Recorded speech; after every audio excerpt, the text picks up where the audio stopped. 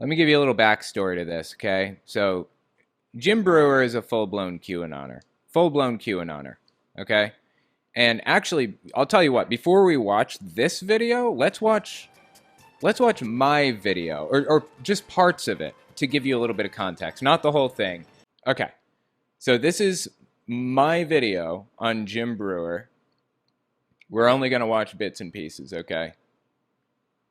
Let me find where it really starts. Where it really starts going off the rails. Okay. So I don't know if you guys remember this, but he did this cockatoo clip a while back. He went to the Reawaken America conference, or he did a joke about being a cockatoo. So listen to this joke by Jim Brewer. Check this out. A joke is constructed. So let's listen to a well-crafted joke by Mr. Jim Brewer. You know what a cockatoo is? A cockatoo.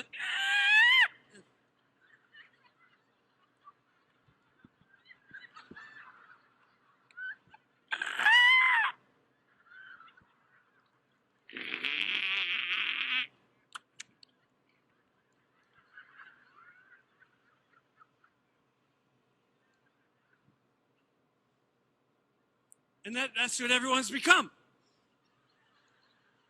Little cockatoos staring at the screen. Facts and figures, facts and figures. Dr. Fauci, Dr. Fauci.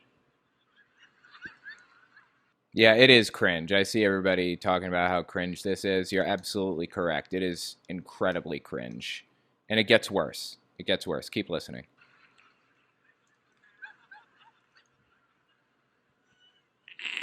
Trust the science. Trust the science. You know the saddest part about this whole thing? By the way, I'm laughing out of secondhand embarrassment, not because it's funny. It's not. It's fucking stupid. I shouldn't have said that. I shouldn't have said that. I feel bad for saying that because it was rude. There's no reason for it. You know, it does nothing but hurt people's feelings. This is why I don't insult people. Because when you insult somebody, you shut them down. Like, you've cut them off. They're not going to listen to what you have to say because they feel like they're being attacked. Because they are being attacked. It's unproductive and wrong, in my opinion, to insult your interlocutor that you're communicating with. But I digress. He addresses that in a minute. That's why I say that. But keep listening to the video. The saddest part about this whole thing is the fact that his wife got cancer a few years ago. Dee Brewer. And guess what? He trusted the science then. He looked at the facts and figures then. But on this one issue, of course we know he's talking about COVID. What the fuck else could he be talking about at a QAnon conference criticizing facts and figures and Dr. Fauci? Of course that's what he's doing. At this one conference, he chooses to criticize science. But what? I see Lollipop asking if his wife died. She did not. He paid a grotesque amount of money to basically send her through cancer treatment, and the treatment worked. She is alive, but she is a giga Christian now. Giga Christian. Like extremist Christian kind of thing. So that was the original clip, right? I'm just going to skip around because I want to show you guys some specific parts here. Okay. Listen to this. This is about 10-minute mark in my video. Check it out. It was when this one came out. He made an appearance on a full-blown QAnon podcast. The point behind this was, I may not have even I may not have even criticized the guy if he had left it at his Reawaken America tour like appearance. There were plenty of other people criticizing him. That was a political thing, but it's not just politics now. It's full-blown QAnon. It's cult territory at this point. So keep listening. Okay? He had some real weird shit to say. This is why I decided to cover this guy now. I could have covered the Reawaken America tour video where he pretended to be a cockatoo, but everybody covered it, and I felt like it was done to death. Well, now it's crossed into new territory. Now he is fully QAnon. Listen to this clip. I'm telling you people, when you see this, it's a very special club. You have been indoctrinated to get that club. Let me give you context for this. This guy seems to believe, Jim Brewer of Saturday Night Live, that people who cover half of their face like this are signaling to their fellow cabal members, to their fellow Satanists, to their fellow... So that was just one of the clips. And I even had to cut some stuff out from this clip because it was too, like, some of the claims that QAnon makes are really vivid and descriptive and incorrect, obviously, like about child sacrifice and rituals and stuff like that. They get very descriptive with what they believe is happening to kids at the hands of Lady Gaga and others. So I had to cut some out. This isn't even the full extreme clip. This is the next one, though. Listen to this. This is his appearance on the same podcast we just covered. Oh, check it out. The Bruniverse. He's actually on his podcast talking to this guy. Listen to this. Indoctrinated by that club. There you go. That's the meat dress. He's talking about Lady Gaga's dress. He believes this to be a meat dress. He believes that it's like part of satanic rituals that she was performing. And in a video by Lady Gaga and by Katy Perry and many others, they flash symbols. One of the symbols they flash is covering their face like this, or covering it like this, or covering it with half of their hat like he did a minute ago, or wearing sunglasses in a certain way. He believes all of this symbolism is calling out to their fellow Satanists. So, needless to say, he is actually full-blown QAnon. Let's listen to the next part of the Brewer clip. Lady Gaga war, supposedly. Of Lady Gaga. Now, you ain't telling me she joined a special, creepy, demonic club. And when these people are finally put in that category,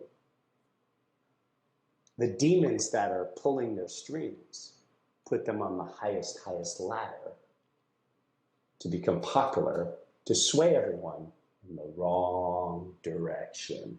It's been a classic move since the beginning of time. Roman Empire, it goes on and on and on and on. So, yeah, needless to say, he's completely unhinged from reality. I just wanted to give you guys a little bit of context for it. Let's watch one more clip from him from my original video about him.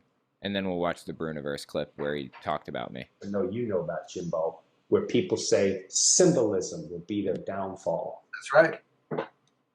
There's many different symbolisms.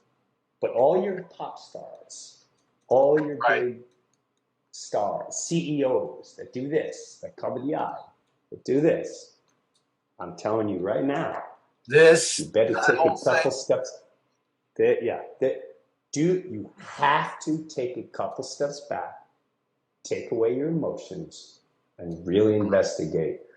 Poor Katy Perry. And I can't blame these people.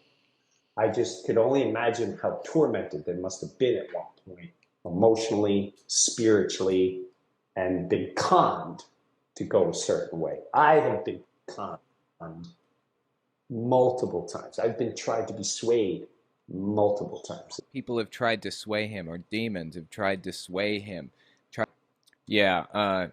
Anyway, it gets really, really intense. So with that context in mind... Oh, there's one more part of this video that we need to watch. Let me just... It's near the beginning. Yeah, listen to this. This is his appearance with the organizer of the Reawaken America tour, Clay Clark. Listen to his conversation with Clay Clark real fast. About comedy and why comedy is, or maybe you don't agree, but why comedy is truly one of the last places where completely free speech is allowed. The jester was the greatest, most important person since the beginning of time. Because the jester comes, he kind of brings his message, people laugh, and then he leaves. And hopefully some people go, hey, what did that guy just say? Okay, I can kind of respect what he's getting at here. It seems like what he's laying out is... I'll just tell you what I was going to say. It seems like what he's laying out is The jester's job is to kind of bring in a message that people may not want to hear, package it in a way that's more attractive, that's easier to digest for some people, and make them think. You know, appeal to everybody, make everybody laugh, and then make some people think. That's not really what he did with the bird thing, right? That's not what he did. He made some people repulsed by what he said and did. Like, his joke was not just not funny, but actively repulsive to half the population, you know, or more than half. If you're not a QAnoner extremist, it wasn't funny. It wasn't funny at all. And even then, it just wasn't an amusing joke. Anyway, listen to the next part. Check this out. I'm on board so far. Also make you think.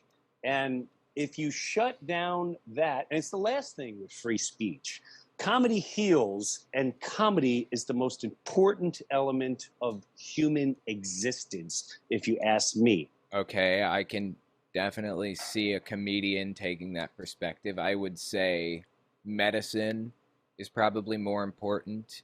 I was just being flippant here. I knew what he meant. I was just being a jerk. But anyways, okay, so that was my clip with Jim Brewer, or about Jim Brewer. That's the clip that he was responding to, okay? Now let's listen to the podcast he did about me. Much better. Oh, yeah. So, I'm in Key West, Florida. This is my Airbnb. Oh, nice. And normally I have, my little podcast thing that can hold up the phone and all that. Mm-hmm. But I don't have that here. Forgot my headphones. So I'm going to kind of have to wing it, which I'm all right with doing. So, you want to see my amazing podcast holder? Hell yeah. For those of you learning at home, it's a coffee maker. Are you trying to film a podcast, but you don't have anything to work with it? Find a coffee cup, lift it up, put it in the brewing part. Ta-da! That works. Okay. That I've works. done things It like does that. work. That's funny. I get it. So let me ask you. Oh, I can see a little bit of your face, bro. I know. You're starting to get all cocky. You're starting to show your face. I like it. No, I People just stop you like, are you Mike from the Bruniverse? Dude, you're the guy that makes all the magic happen. I love it, dude. Right. It's the guy. Because I saw that one episode, I could see the side of his face. FYI, I think he's trying to do something like a Joe Rogan type of thing with this podcast. I don't think he has any chance of getting anywhere near that big because he doesn't get the concept of appealing to a broad audience. Something that Joe Rogan understood, at least in the beginning. At this point, Joe Rogan's gone completely off the deep end and isn't even bothering to try to appeal to the left in any way, shape, or form, or even centrists anymore. But that's what Brewer is trying to do. He's trying to do a Joe Rogan style thing. He is at 100,000 subbies right now, which is very, very big. He's big enough to have like a YouTube plaque, one of those plaques that YouTube sends you after you reach a certain size or whatever. He probably already has the plaque at this point. So his YouTube channel is not tiny. His podcast is growing, and he is giga famous anyways on his own. So bear that in mind as we continue. Just keep listening. Can you tell I've had 3 espresso shots? No, Wow. not at all. Not at all. For people that don't know, I just this is an early taping for us. So you know what? I kind of like the early tapings because I'm on fire at 9:30 in the morning. Yeah. See that. All right. So today, here's what we got. I know Shock is going to come on. He's going to help us with stuff. I had some people. Shaka, I'm not sure exactly who Shaka is. He comes on later in the show, but it seems to be like his spiritual advisor or something. I don't really know. Like, kind of like who Marianne Williams was for Oprah. I'm not sure. Let's keep listening, though. Everyone said I get people sending me stuff from whatever. I guess there was a State of the Union. I don't watch that stuff. Who cares? Who cares? Who cares? It's all a goop. Well, I mean, the State of the Union will at least give you insight into the goals of the current administration. So I think some people should care. I mean, it doesn't mean that it's going to happen. It's certainly not going to happen. A lot of the stuff that Biden mentioned in the State of the Union, but it matters at the very least to me. And it should matter to everybody else, at least a little bit. Carnival. It's all nonsense. However, someone brought to my attention, was it you, Mike, or you did? You found this. Oh, yeah. Okay. And it's funny because I was looking for like old shit that you did just to watch it and kind of see how you did it. And I found Life on Tour. I think it's what it was. It was like episode. Oh, yeah. I was watching that shit, and then somehow I found what I found. All right, so we're going to talk about, so here. They're talking about me. They found what they found. They found me talking about Jim Brewer. I find it fascinating that people want to claim you, and then they want to categorize you, and then they want to analyze and do all this stuff. Where at the end of the day, you don't know what my journey is about. So what he's saying here is he's watched some of the clips, at least some of what I said about him in that video, and he's upset that I am calling him a QAnoner. He's upset about that. And he says, I don't know what his journey is. No, you're right. I don't know what your personal journey is. All I know is what you say to your audience and to the audience of the Reawaken America tour and on your podcast. We saw some of that. All I know is what you're saying, and I have to base my assessments off of that. Now, my assessment is you said things about Lady Gaga and meat dresses and people being demons and being controlled by demons. My assessment is that you're saying things that appeal to a QAnon audience, and if the person listening isn't a QAnon member, it turns people on to that subject. That's my assessment. I get you don't want to be judged. Fine. I'm not judging you, but I'm telling you based on what you have said, based on what you've said on your podcast and at the Reawaken America tour, you are encouraging people to move into a QAnon mindset, into a QAnon ideology. That's what's happening, whether you like that or not. Fine, don't call yourself a QAnoner. You're moving your audience into the QAnon direction. You're moving them into the QAnon ideology. You don't know what my intentions are, and yet some people try to analyze them, get angry, and blah, blah, blah. So I'm not getting angry. I don't give a shit what you say. But if you're going to move your audience into a QAnon ideology, then I'm going to criticize you for it. So feel free to say whatever you want. That's freedom of speech, baby. That's what it's all about. But that means I can criticize you without fear of reprisal or being jailed or any of that stuff. So that's how the internet works, bud. this is, I started watching the first couple minutes of this, and I was like, this guy's boring me to death. I don't know what he's looking at. And then Ooh, ouch. That hurts me. Ouch. I'm boring, apparently. I bore people to death. Sad. I heard him trying to lump me in. He said QAnon. And I was like, all right, you know what? Yeah, I mean, you talked about people being demons and all kinds of other off-the-rails shit. How else am I supposed to take that? What do you expect me? How do you expect me to analyze that in the first place? What do you expect me to think when you start talking about people being demons and being in a special club, indoctrinated in some club that, they've sold their souls and demons are pulling the strings behind the scenes and stuff? How do you expect me to react to that, honestly?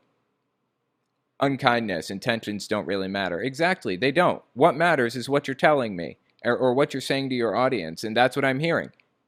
You are encouraging people to move in a QAnon direction, whether you're a QAnoner or not, whether you believe in that ideology or not. It's irrelevant. That's what you're doing. Running someone over isn't going to hurt less or be less damaging because that wasn't the intention. Right. Let's get this guy, this banana, and let's get him, and I say banana from love because apparently he doesn't like if you say certain words. What? What is he talking about? Don't like if I say certain words? What? Why is he calling me a banana? I don't understand. Where is this coming from and what is he talking about? For the record, he wouldn't know this about me unless he watched a good bit of my content. I didn't say anything about this in the video that I made about him, but I don't believe in insulting people. Me personally, I try not to insult people or make fun of them or anything else. For this exact reason. Because they might be responding to me at some point in the future. And if I've insulted them, the conversation is over. The conversation's over. They're not listening to me anymore. There's nothing left to do that would be productive. So this is why I don't insult people. Here's something else. I recently met Johnny Enlow's daughter. She's an atheist. If I had spent my time insulting her dad, I can't imagine she'd have any interest in talking to me or working with me. I don't insult people because it's unproductive, it doesn't help, and it could potentially damage future relationships or future possibilities of pulling people out of this stuff, you know?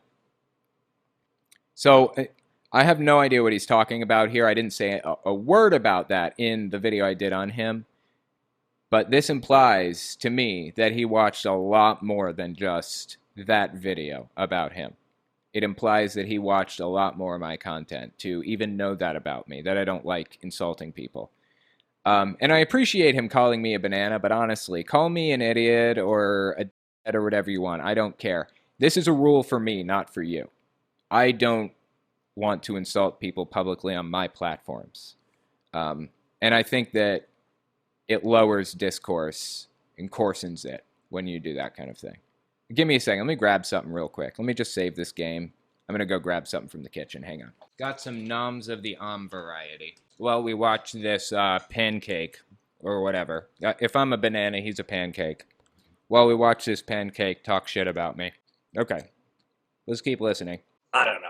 Whatever it is. I haven't seen all of it. So I'd rather it be raw and have a natural reaction to what I'm going to see and hear and start taking it from there. And then, and we asked him to come out. Has he reached back at all? I didn't see any evidence of them reaching out until recently. I got an email from some woman that's associated with his brand who asked me to come on, and I asked if I could have some time to think about it because I was moving this week, and they said sure. So I may or may not go on. I don't know. We'll see. I'll give it some thought.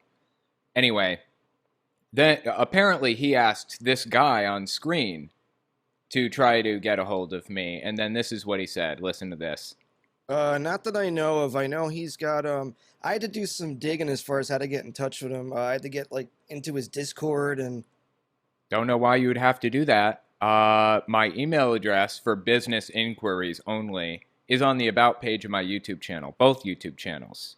It's not hard to find my email address. Plus, I put telltalemailbag@gmail.com right in the description of every single video that releases on the podcast channel, the one they're talking about here, where they found this video.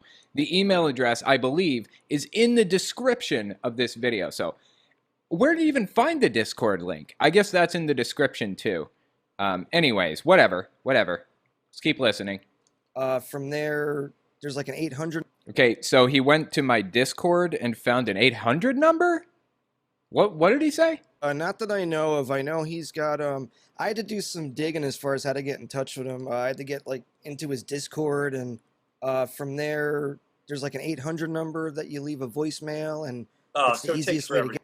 No, the 800 number is like for people who want to like leave voicemails to ask me questions and stuff. That has nothing to do with like my like contacting me for business inquiries. If you want to do that, go to the About page on my YouTube channel and check the email address. YouTube lists all email addresses for all YouTube accounts right there on the About page.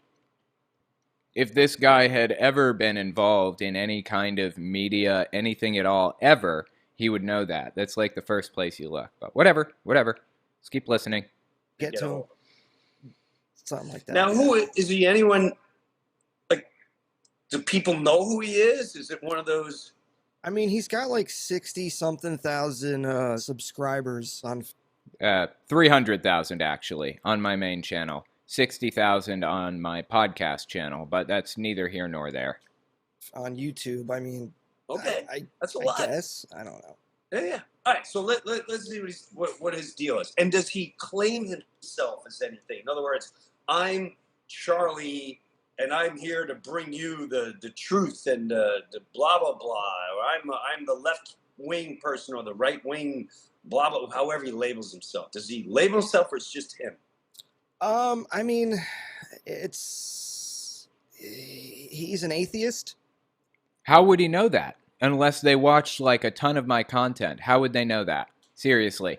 They should know I talk about cults pretty much exclusively. Anything that I ever talk about on my channels relates back to cults in some way.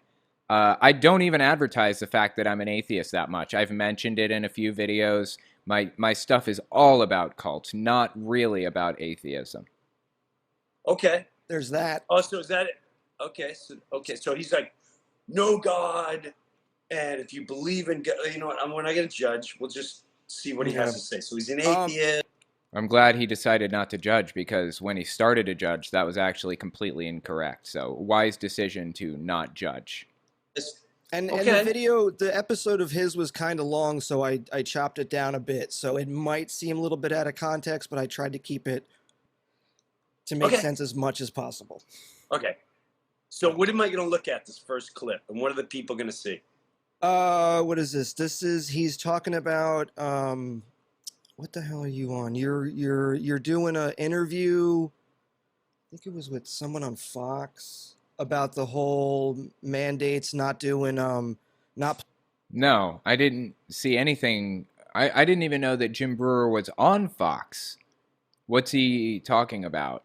That never happened. I talked about him doing an interview with Clay Clark. I talked about his appearance at Reawaken America Tour. And I talked about one of his podcast episodes, The Bruniverse. Those are the only things that I talked about in that entire clip. So I don't know what he's saying here. Isn't it in my name? No, it's not. It's not in my name. I removed atheist from my name. It's Telltale and Telltale Fireside Chat. I still have the Twitter handle Telltale Atheist. I still have, you know what? I don't even think my Discord is Telltale Atheist. Is it? No, it's Telltale Official Fan Server. It is not Telltale Atheist. Let's keep listening. Those that are requiring mandates, for vaccinations and all that stuff. Yeah. And then it goes into how then you started doing that tour, the Reawaken America tour, and that's when you went full blown. I did two spots on that tour, right? Yeah. So he agreed with like your thing about the jester. You were talking about how the jester comes in and does the thing. Right. Remember that? Right. So yeah. So I cut that up because it was kind of long, but he agreed with what you said for that part. So has he got a problem with me doing shows at certain venues? Is that his deal? Like I don't. No, I don't. And here's the thing. He's trying to turn this into a guilt by association type of thing. Like he thinks he's trying to make it out like my complaint is that he associates with bad people. I don't care who he's friends with or who he associates with or whatever. It does not matter to me even a little bit. It's completely and totally irrelevant. What matters to me is the fact that he is espousing QAnon talking points. He's pushing the QAnon movement and ideology further. That's why I care. That's why I talked about this in the first place. Let's keep listening. He said he used to watch you when he was a kid, and he just thinks you went full blown cuckoo nutso. Actually, I specifically said I think he went full-blown QAnon, and that's not a thought, that's a fact. He did. He's espousing QAnon opinions and positions. And for the record, I did watch him when I was little, and it's incredibly disappointing to see somebody who was influential in your life go completely off the rails like this. It's really very sad. It hurts to know that he's completely unhinged at this point. All right, that's fair enough. All right, let's see what brought him to this point. I went cuckoo nuts. It'd be kind of fun if he really thinks that, to get him on and have these people come on and actually talk to him. There is a part of me that's like, why not? Whoever starts. Well, let's look at what he's. How long is this clip? The whole thing is 5 minutes, but I mean, I can stop it whenever. I can, jump through also. Well, that's a long clip, Mike. It was 20 minutes originally. All right, let's go. Let's see, and then we'll take it from there. You guys know Jim Brewer, right? I'm probably the last person to talk about this story, but he put out a really weird video a while back. Video came out mid-December. Stop. Okay, so literally all I said was, Jim Brewer, right?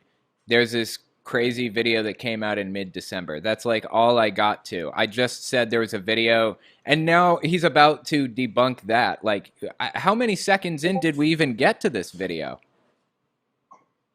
10 seconds, maybe. 10 seconds, maybe.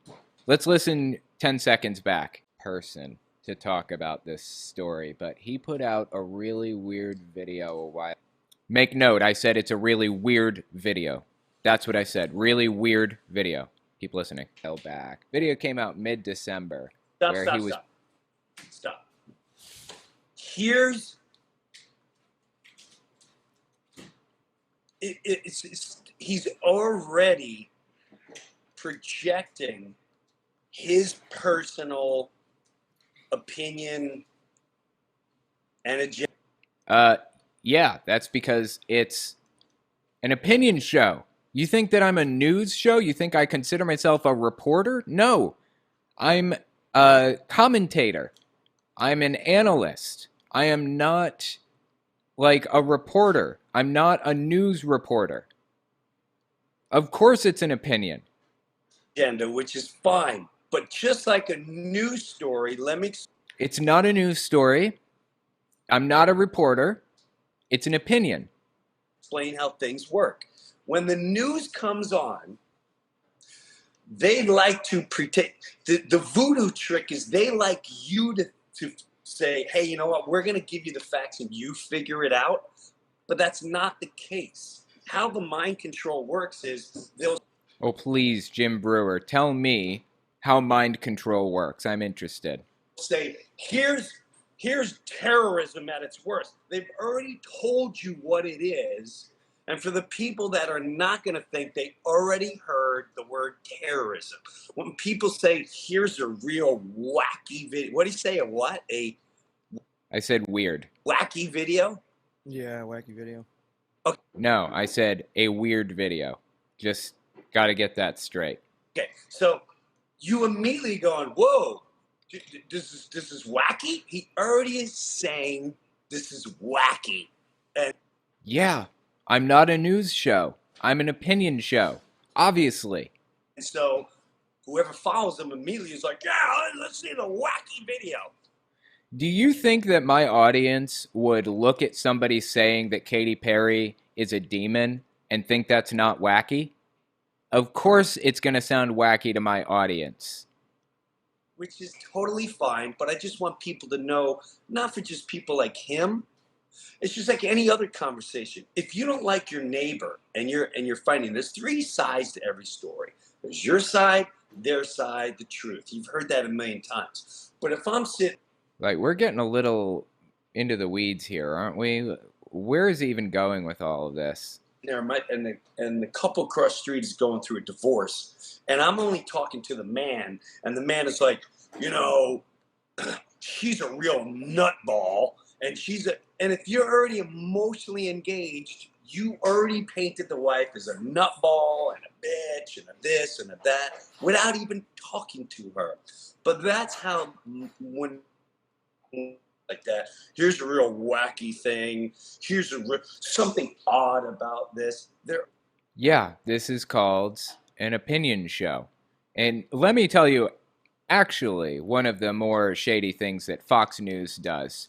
Fox News has a news reporting arm and an opinion arm. What they'll do is they will mix the two together without really making it clear how. Tucker Carlson comes on, which is obviously an opinion show, and then he'll say a bunch of crazy, wacky stuff about things that he believes, like, I believe that Ukraine is blah, blah, blah, full of Nazis or something.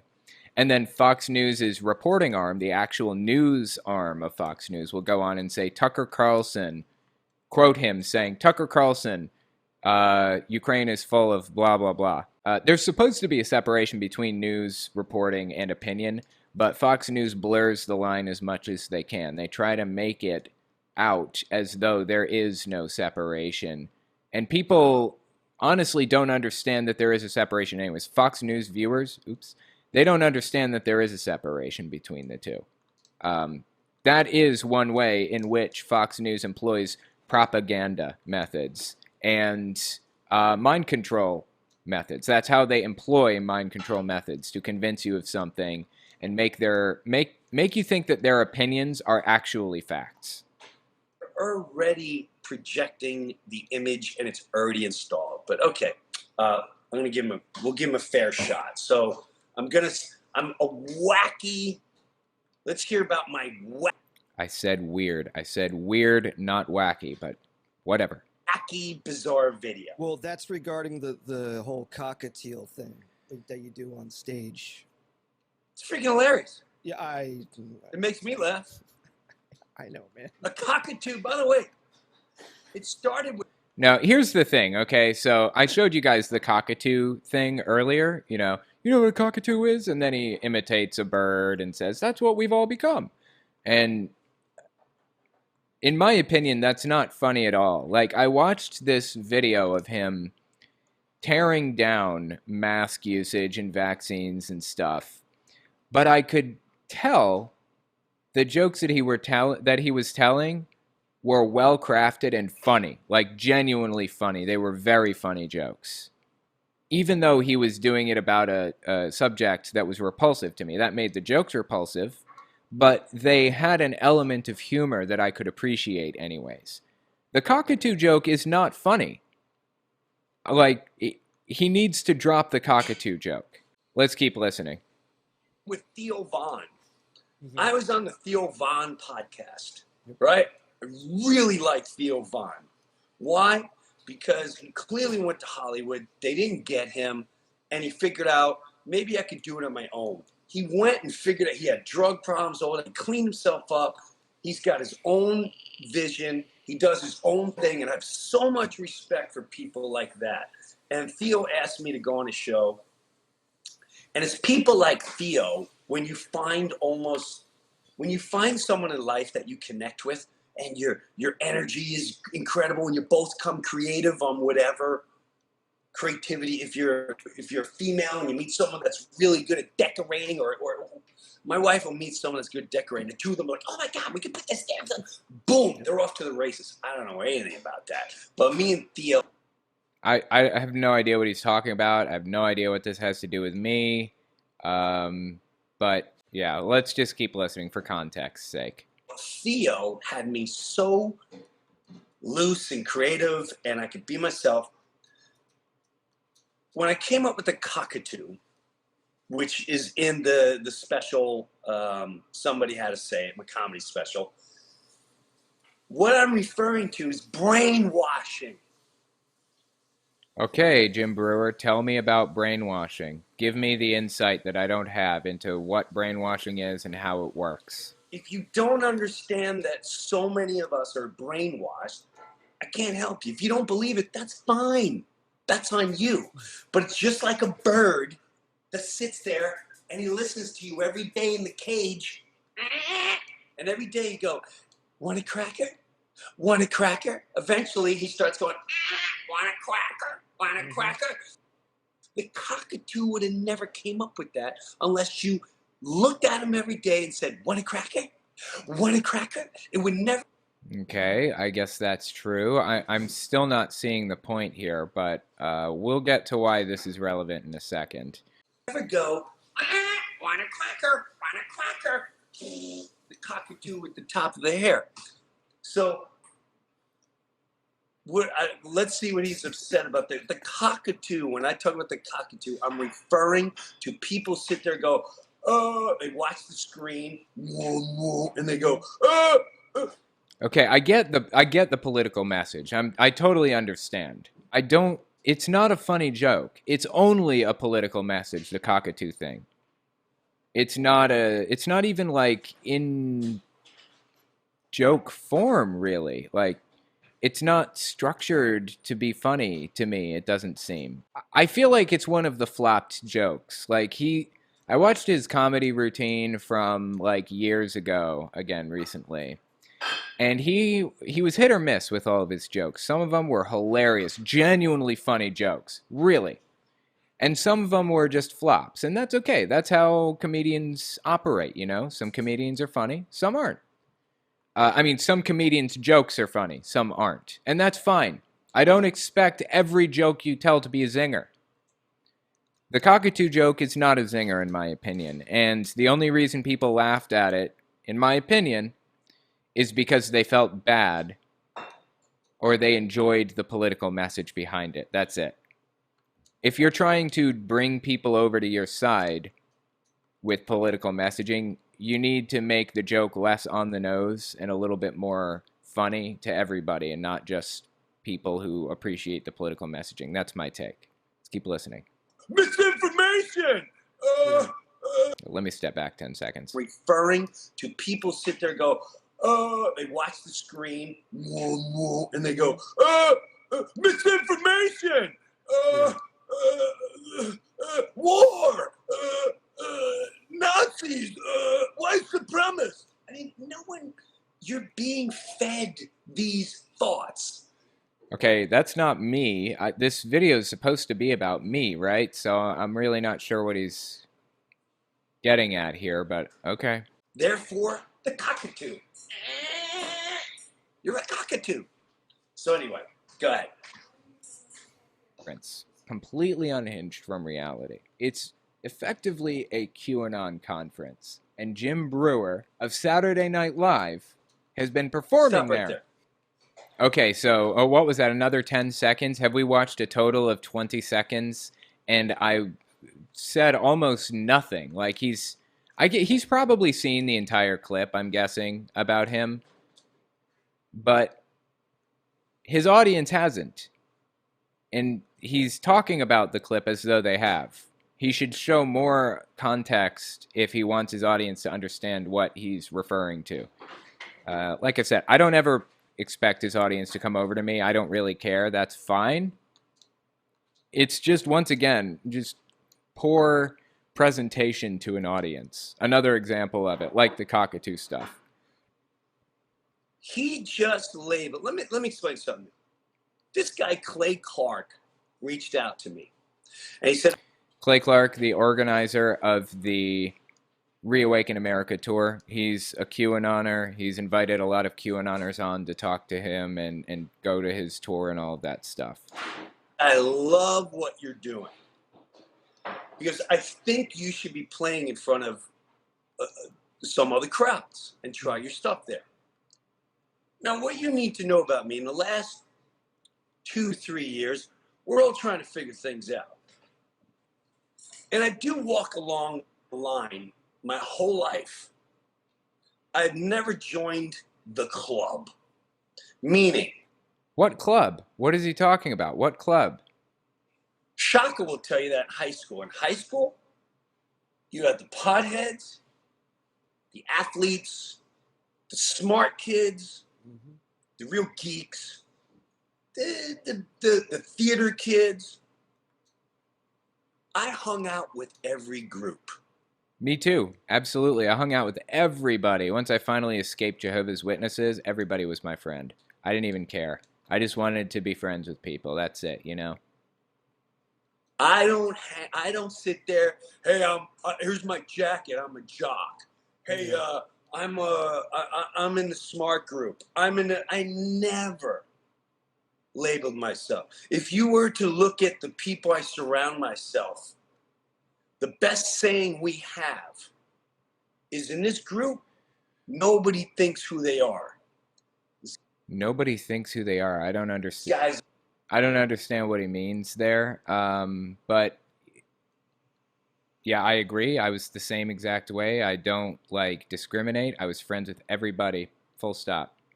a lawyer. This guy's a landscaper. This guy's a fireman.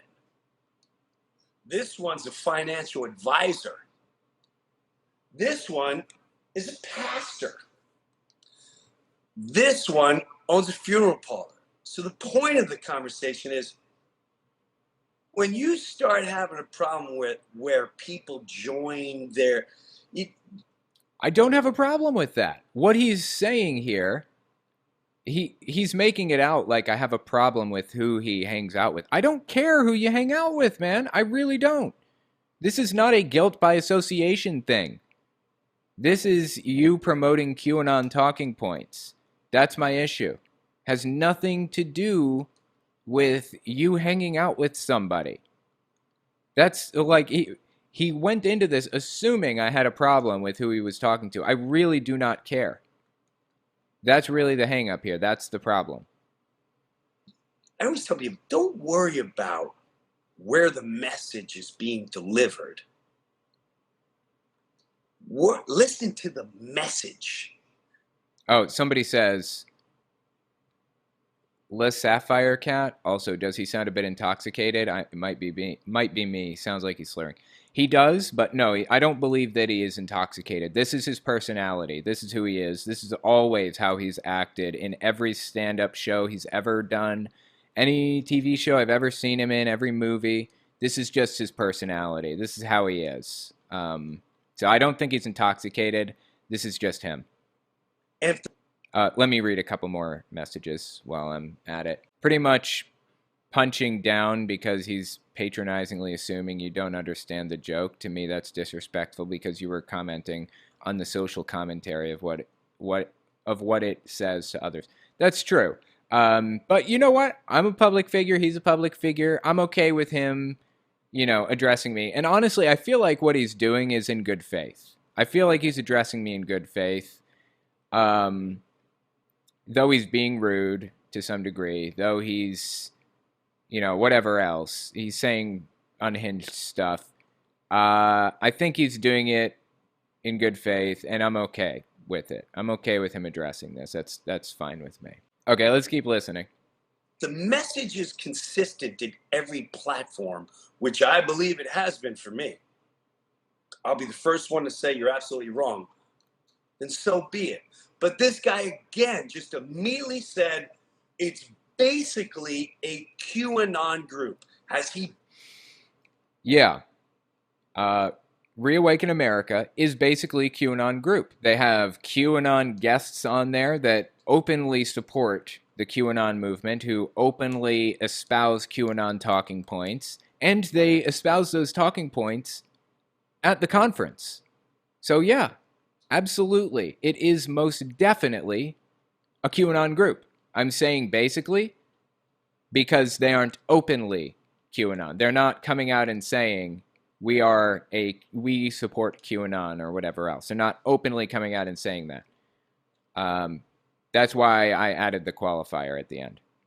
Been to one of these? I will put my life on it and say no. Doesn't matter if I've been to one or not. It's completely and totally 100% irrelevant. If the people they have at the conference are QAnon members, if the things that those people say while on stage are QAnon talking points, it's a QAnon conference. I don't need to go to one to know that. What is he even trying to communicate here? Like, what's the point? He's judging an entire group. He's taking me and labeling me, which again is a brilliant brainwashing. That's what they do. You're brainwashed. This guy is brainwashed. And He's saying that I'm brainwashed. Interesting. Okay. he's already looking for problems. So he starts off right away, wacky video to his audience, and they're like, yeah, it's a wacky video. Then he goes, it's basically a QAnon group. Now, Yeah, I said all that because I am not a news reporter. I am an analyst or an opinion type of show. I don't know what a QAnon group is. I've heard of them. I don't actually know what a QAnon group is. Have I heard of Q? Of course I have. I don't believe that for a second. I believe that he knows exactly what QAnon is. Everyone's had it. They put it on, that was all over the place 2 years ago. The reason Clay Clark called and he said, hey, you know, I want you to be on the stage. It's this guy, it's General Flynn. General Flynn is a QAnon hero. He is incredibly influential in the QAnon movement. Pillow guy and pastor. So is the Pillow guy, Mike Pillow. What's his name? Mike Lindell. He is also he espouses QAnon talking points regularly. And he said it's at a church. And I'm not on the day when the other guys are on, the Flynn, the blah, blah, blah. And what I'm working on, just like on this podcast, that's funny how God works. There are stories that help people, that have helped people, and you take it for what they are. I don't tell you have to read a Bible or believe in Jesus or whatever. I basically tell you the story. My father passing away, the cardinal story. There's a million of these stories. When my brother died and he came back to my life. So to get in front of a faith crowd, I would love to do that. Because a lot of people, they don't know me. People like this guy that go, he's a Saturday Night Live guy. I'm not the Saturday Night Live guy. Okay, you're not the Saturday Night Live guy. That's correct. I didn't say that you were the Saturday Night Live guy. I didn't say you were any specific quote-unquote guy. I said you were on Saturday Night Live, which means you have a big platform. That was my argument. You have a big platform, and a lot of people listen to you. That's the point. That's my issue. I'm not saying that you are this person or whatever else. I'm not the half-baked guy. Those are characters. That's not Jim Brewer, the dad, the person, the one you're going to talk to on the street. That's not who I am. I know. Jim Brewer, guy on the street, is pushing QAnon talking points on his podcast. This isn't a character, presumably. This is you. So immediately, this guy is judging and making you already hate the group, which is absolutely. I think that we should be absolutely repulsed by QAnon, the group. I think we should see it for what it is, completely disgusting and grotesque and evil. There's nothing good about QAnon, the movement. I am repulsed by QAnon, the movement, and I feel so sad for the people inside. I wish that I could find some way to help them find their way out of this unhinged reality that they live in, outside of the reality that everyone else is in. It's very dangerous in our society. It's dangerous in our society for me to talk shit about extremist groups? Seriously? Is judging and making you already hate the group, which is very dangerous in our society. Because what he doesn't understand is that in every group, no matter what group you go in front of, there's good people, there's bad people, there's radicals, and there's people trying to figure things out. If you are a member of QAnon, you are an extremist by default. I get that there's diversity of thought in a lot of groups, but not in cults. Not in cults. By definition, there is not diversity of thought in cults. QAnon has a very rigid, strict set of beliefs that they all adhere to, and they're trying desperately to spread those beliefs to people outside of the group. Now, what he's saying here is there is diversity of thought in most groups. That's true, but not in QAnon, not in cults. That's the point here, Jim. Is that in every group, no matter what group you go in front of, there's good people, there's bad people, there's radicals, and there's people trying to figure things out. Not in cults. What I've been learning in life, and if you want to go by faith or whatever, you go to everywhere. You listen to the homeless person, you listen to the junkie, you listen to the hooker, you listen to the Bible study leader. Sure, I'm on board.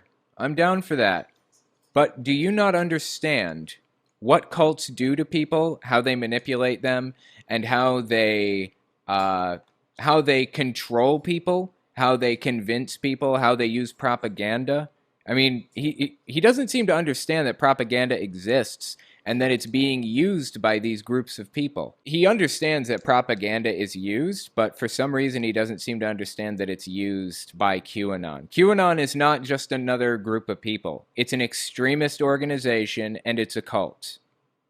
You listen to the criminal, and you offer what you can to all those areas, and if one person in that room is inspired or touched or healed, then the mission is accomplished. I honestly have no idea what he's talking about. We were just talking about influence coming from extremist groups, and now we're talking about you influencing them. I'm really honestly very confused about where he's going with all this, but whatever. Let's keep listening. As long as your intentions are good. And when there's people like this who's already recklessly dividing in his opening 1-minute statement. Absolutely, I am, as a matter of fact, recklessly dividing people on the line between cults and non-cults. I do not believe it's virtuous to be a member of a cult. I do not believe that cults should exist as organizations, and I will do whatever I can to help people escape extremist groups and cults, whatever it takes. I do not believe that... I think this is really the problem. Jim doesn't view it as a cult. He doesn't realize that QAnon is harmful, or he doesn't think it's harmful or something. I don't know. That's why he's coming from it. That's why he's coming at it from this angle, because he doesn't think there's anything wrong with QAnon. That's really the key difference here. QAnon is a cult, a destructive cult that hurts people, that ruins lives, which, as a matter of fact, is something that I said. I brought that up in the video that I did on him. I said QAnon is a cult that ruins lives, and if you want to see evidence of it, go to the subreddit r/QAnon casualties and give it a read. He saw the rest of it, apparently, but for some reason, he's not connecting the dots that this is a destructive cult and there's nothing good or virtuous about its existence. These are the people that are extremely dangerous for humanity and where we're going. He needs to understand. Why don't you go? This guy is defending the QAnon movement and says that I am the dangerous one to humanity. I'm dangerous to humanity for criticizing... I'm dangerous to humanity for criticizing QAnon for being a cult. That is unhinged. Events. Why don't you listen to some of the doctors that are speaking?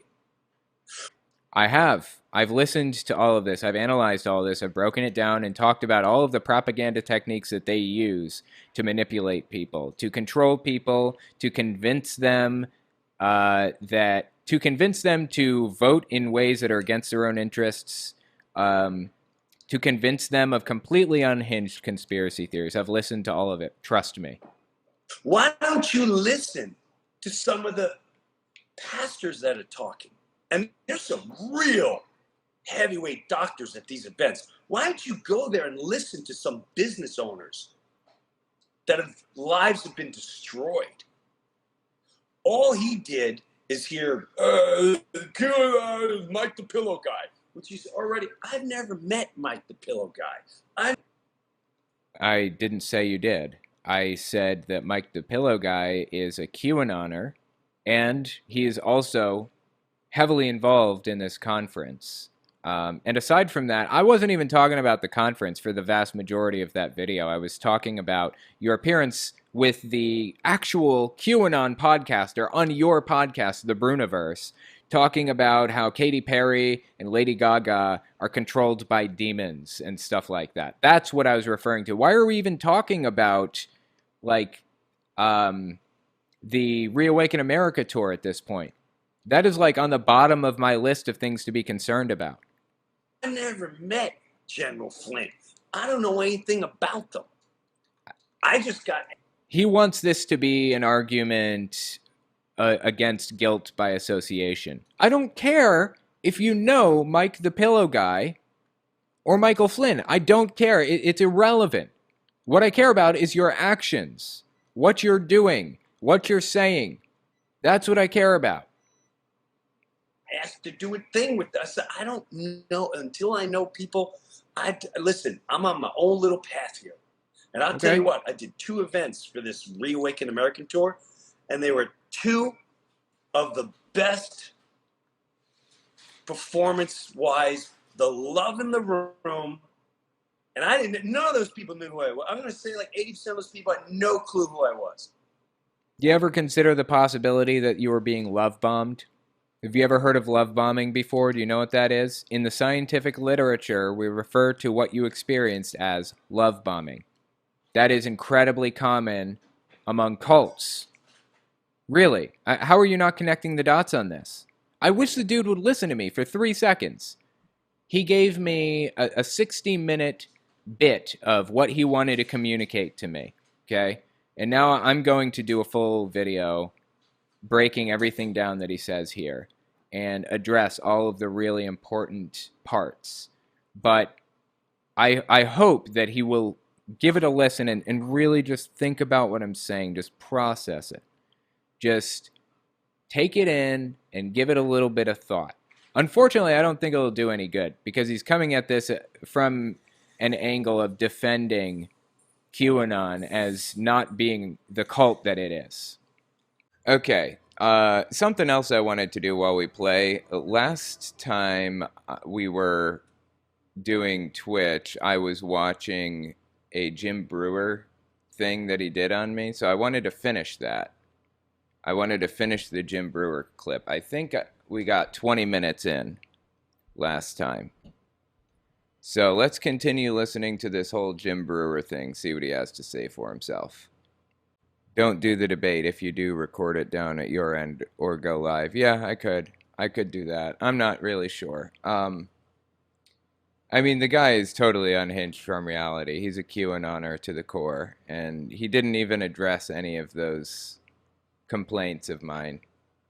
So he just made this a big guilt by association thing. I don't care who he's friends with, really. I don't care. What I care about is his QAnon stuff. So anyway, let's listen to this and see what he says.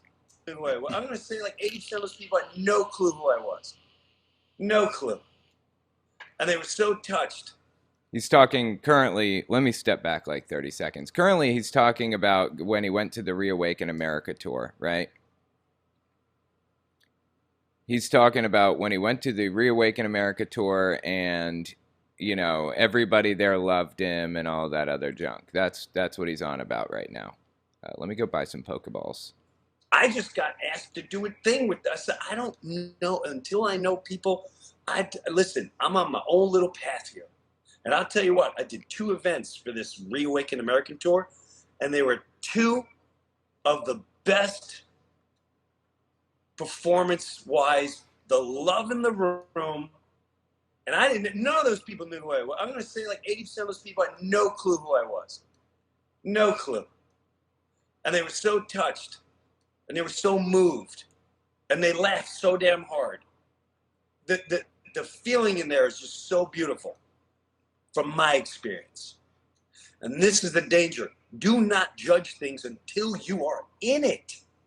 I don't need to judge anything or whatever else like he's saying here. I'm just saying you espoused QAnon beliefs You're spreading QAnon ideology to your audience. That's all I care about. That's it. This guy. It's basically a QAnon, even though, when you go to Africa, it's basically, were you there? Were you in Africa? No, then you can't talk about it. I don't understand. And yes, I can, as a matter of fact. I can talk about it. I have a brain and I'm capable of rational thought, just like everybody else. I honestly don't see what he's getting at here. So, Tim Brewer, who said it live 30 years ago, is basically one of my favorite. Now he's basically doing QAnon. Were you there? No. Then you're basing everything off of nonsense. No, I'm not basing it off of nonsense. I'm basing it off of the things that you said. That's the problem here. However, you're going to project yourself as, oh, let me give you some information. You are the issue. Continue with this banana. So you had just talked about the... I really don't know why he keeps calling me a banana. It's weird. You're going to project yourself as, oh, let me give you some information. You are the issue. Continue with this banana. So you had just talked about the whole jester thing, and he said he's on board with what you said. So this is right after that. So he's on board what he sees, but everything he hasn't seen, he has a problem with. Okay. Right. What? No, things that I have seen, I have a problem with. What are you talking about right now? This is so weird. Make you think. And if you shut down that, and it's the last thing with free speech, comedy heals, and comedy is the most important element of human existence, if you ask me. Okay, I can definitely see a comedian taking that perspective. I would say medicine is probably more important. Science, those are probably a little bit higher on my list, but I guess I get why a comedian would say it's comedy. Continue. It is a thing that can heal you from... You're thinking medicine. Medicine No. heals. I was being facetious here. I was not being serious. I knew what he meant when he said that. I was just being a D-bag. Well, bananas are pretty good unless you're allergic, of course. That's true. I love bananas. No. Hold on a second. See, right there, he's foolish. I should say he's foolish. No, I'm being facetious. Like, this dude really doesn't see what I'm... I really don't understand where he's coming from. Come on, just get over yourself, Jim. Foolish. But he's not thinking. He's not taking a broader horizon. And maybe he's never experienced healing through laughter. Maybe he's never experienced that. But when you have deep emotional pain, and often deep physical pain, if you can heal one another by laughing, that heals a spot in your life that a drug cannot. Okay, I was just being facetious. There's no need to completely lose your mind over it. That medicine cannot, then science cannot. And that lifts your soul, your spirit. And that is healing. It allows you to move on. He is such an odd bird, for real. This guy is so strange, and obviously has not heard my whole story. That's true. More than a drug, more than science. I'm not denouncing science, but he's denouncing. No, he is. He is actually denouncing science. That's what he's been doing this whole time. That's why I criticized him in the first place. He's denouncing science, as a matter of fact. Healing. It allows you to move on. More than a drug, more than science. I'm not denouncing science, but he's denouncing that comedy can heal. No. And I guarantee he's never experienced it. So I'll give. Look, I'm in the psychology field. I've been in the psychology field for like years, and I have a degree in psychology. Of course, I understand the psychological benefits of laughing and of pulling yourself out of depression through comedy. Yes, I understand that, Jim. Jesus Christ. Give it to him But unless you experience it, he's not open-minded whatsoever. And that is the issue with people like this. We have to talk to this guy and not debate. But what would be beautiful... All this as he takes his wife to actual doctors and scientists to help with their cancer. Yeah. Oh, he addresses that in a minute, I believe. Start understanding one another. Maybe I could show him and talk to him about stories, and he can then go, wow, I never thought of it that way. And he can try to explain something to me where I go, wow, I never thought of it that way. But to immediately denounce... I didn't denounce it, Jim. I was being a D-bag. Welcome to the internet. People do that all the time. Sorry for how choppy it is, by the way. I don't know why it's like this, but I guess it was his poor internet connection at the time. You're already dividing. I'm already dividing. That's what he said. Wow. Okay. You're already causing conflict. His intention is not good. Tell me about my intention, Jim. He does not have a good intention, which I find sad. Because I think this guy has potential. We got to have this guy on. I would love... He'd be a great interview. Great interview. So does he continue on after this? Does he do the whole show about me? Is that his podcast? The whole 20-minute episode is dedicated just to you. That's awesome. This is a part that I'm going to show you right now that you've explained before on this podcast about how... Oh, here you go. This is the part I was talking about, how his wife went to the doctors and stuff. People tell you to trust the science, and then, you make fun of the mandates and the vaccine, but yet you trusted the science when it came to D. And right. His wife is named D. Yeah, his wife got cancer, and he went to specialists and talked to them and believed them and listened to them and took their medication. And I'm talking real serious medications too, cocktails, chemotherapy, the whole 9 yards. And he listened to him then. What happened is my question.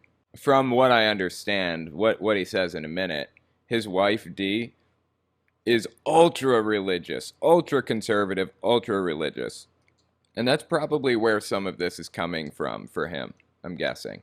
It's like that. Trust the science, and then, you make fun of the mandates and the vaccine, but yet you trusted the science when it came to D. And right. It's like that's, like people don't understand that. So here, I'll play it. Little cockatoo staring at the screen. Facts and figures, facts and figures. Dr. Fauci, Dr. Fauci. Trust the science, trust the science. Yeah. You know the saddest part about this whole thing? By the way, I'm laughing out of secondhand embarrassment, not because it's funny. It's not. It's fucking stupid. The saddest part about this whole thing is the fact that his wife got cancer a few years ago. Just for the record, this right here is the reason why I don't insult people and I'm not rude to people. I actually regret being that way in that video because there's a distinct possibility, in fact, reasonably high probability that he's going to find this video. Or whoever I'm talking about, they're going to find it. Here's something interesting for you. You guys know Johnny Enlow. I talk about him all the time. His daughter got in contact with me. His daughter knows who I am and talks about me and stuff.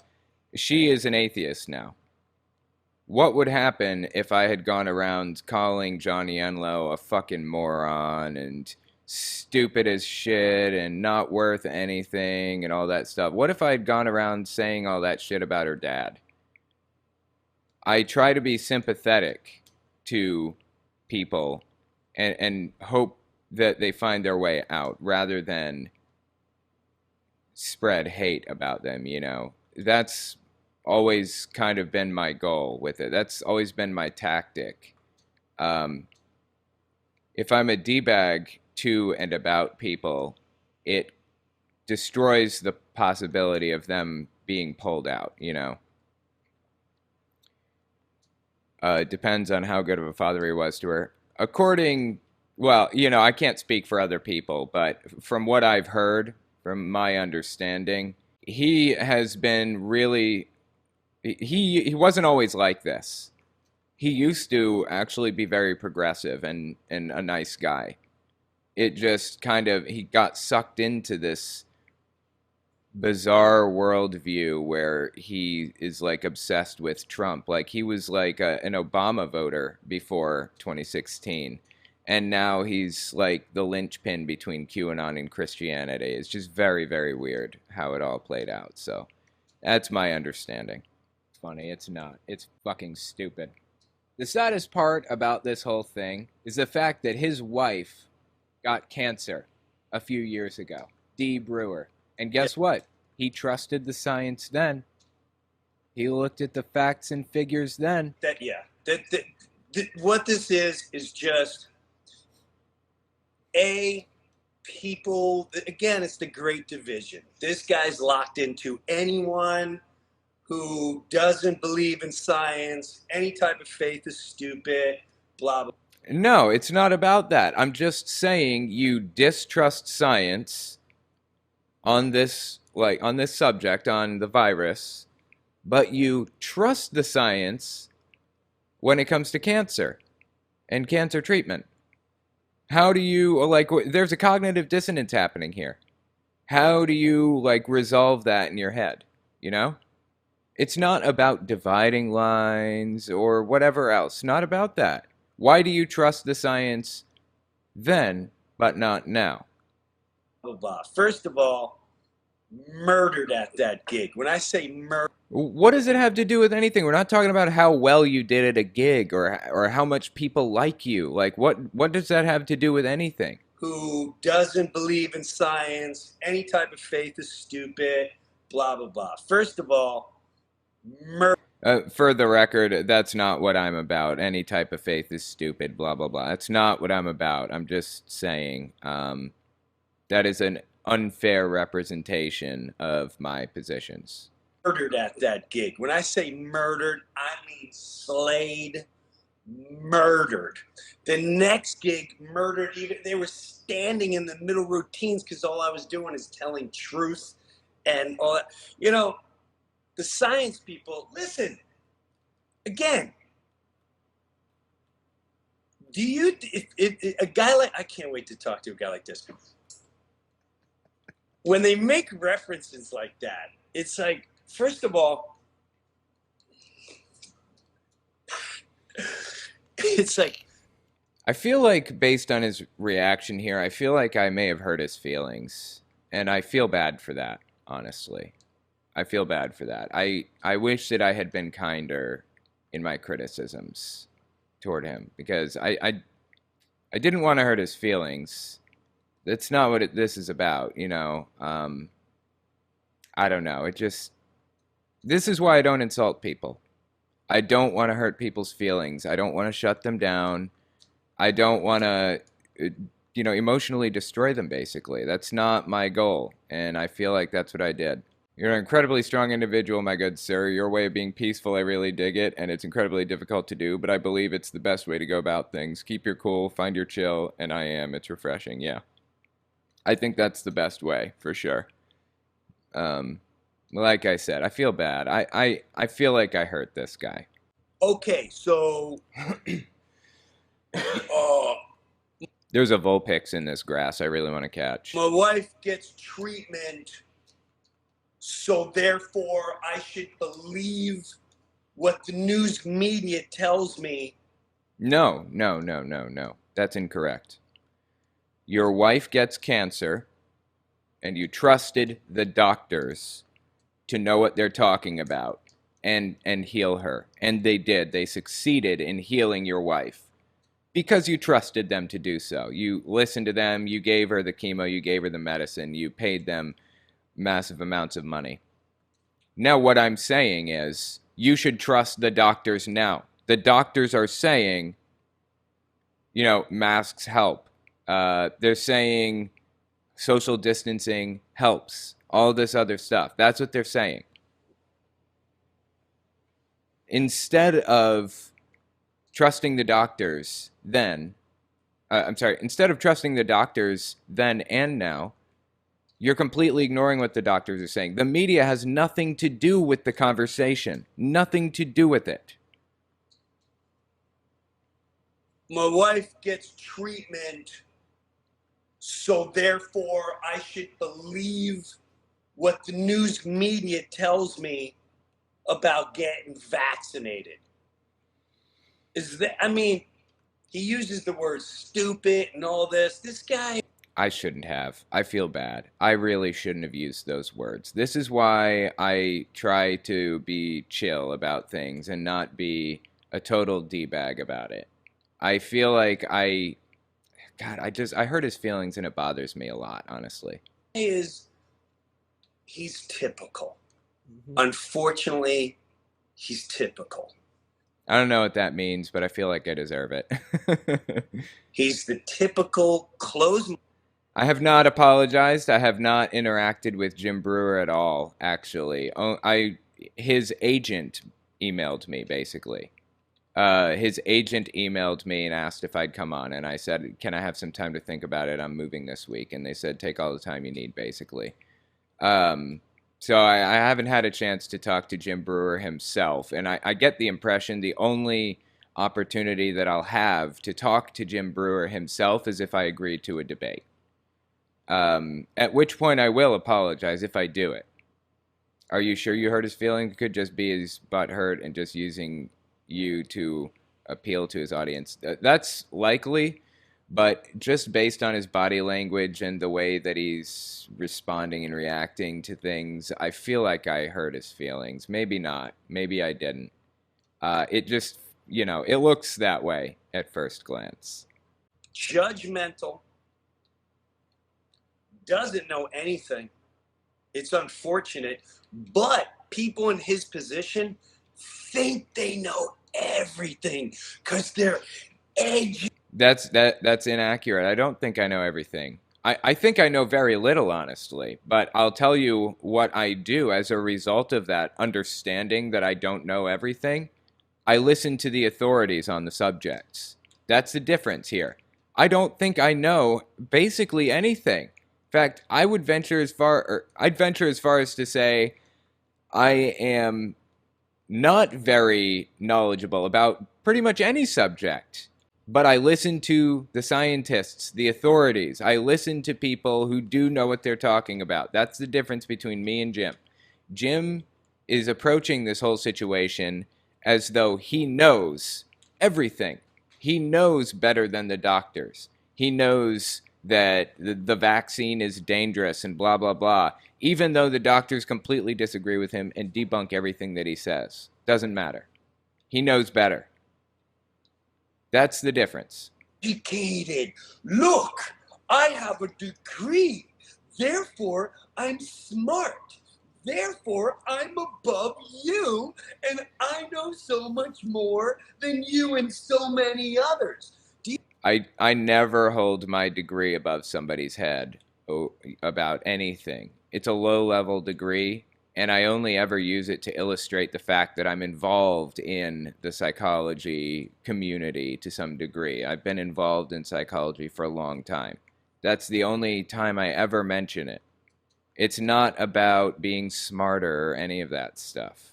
I understand your position, applaud your positivity. How many times do they hurt others and not even think twice about it? That's true. That's true. They hurt a lot of people, the right-wingers, extremist Republicans and QAnoners and stuff, and they revel in it, sadly. But, yeah, that's just not me, man. That's just not who I am at all. Do you think as scientists, if I have a company and I need you to sell this product, and I hire scientists because people like yourself go, I'm the lead scientist, do you think my scientists that I'm paying are going to give me numbers that appeal against me? They should, yes. If they're scientists, yes, absolutely they will. If they're actual scientists, yes. That's what science is. You think that your scientists would give you numbers that would make you happy? That's because you've never hired scientists to do a full-blown research project. Nintendo, actually, here's a good example. When Nintendo was releasing the Virtual Boy, before they released it, it was in production, they hired a research firm to determine if it would cause like problems, like long-term real problems in people to stare into the Virtual Boy for long periods of time. And they discovered, this research firm discovered that it was perfectly safe for most people, except if a child had lazy eye, it would make lazy eye worse if they were under 6, basically. So they had to slap all kinds of warning labels on it all over the place saying, do not use if you're under this age, do not use if you have this or that. And that actually really destroyed its reach, the Virtual Boy's reach, terribly, because it had so many warning labels on it. It's a perfect example of a company hiring scientists to find something out, and the scientists doing the right thing and telling the company the truth. And you're calling me stupid? You think? I shouldn't have called him stupid. I didn't even call him stupid. I called his act stupid. And I apologize, Jim. If you're watching, I'm sorry. I shouldn't have done that. Pfizer, the CDC scientists that are just working for free will, giving honest answers that work for us. If I'm selling a product, am I going to sit there and go, I don't know how to sell this product? No, because then I'm fired. Science is funded by man. Everything is, hey, get these numbers I need. That's not necessarily true. There are some scientists out there who are crooked and will do whatever it takes to make a buck, but the majority of scientists respect the scientific method and scientific axioms and beliefs about being honest and respecting the science and respecting the truth. Where I come from, it's not funded. Religion, funded. Faith, common sense, thought process, not funded. Just thoughts that are not science, thoughts that come within, that we're all connected. Souls are all connected. Energy. I don't understand. What is he even saying right now? Thoughts are all connected, energy, what? No one's funding what I have to say, but they're funding what you believe. You don't think anybody is funding what you have to say or anything else? I mean, doesn't the church get more donations than the government gets in taxes or some ridiculous thing? And that's the difference. And what I would say to this guy, Jon Stewart said something amazing. Amazing. He went on, I saw this clip where he went on a late night talk show. And he said, this clip was so damn good. I wonder what he thinks of Jon Stewart.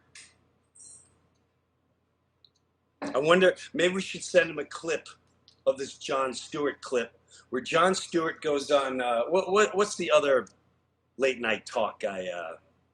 Colbert? Colbert, yeah, Colbert. He goes on Colbert, and Jon Stewart says,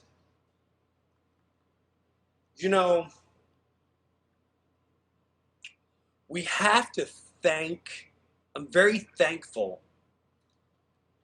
for the science. So many lives. Now, don't quote me. Are you looking for the clip? Okay, so what he's about to do here, he's about to play a clip from Jon Stewart on Stephen Colbert. I don't know when this clip came out. I don't know how old it is or what was going on in the culture war at the time or whatever, but let's give it a listen, see what it says. I honestly mean this.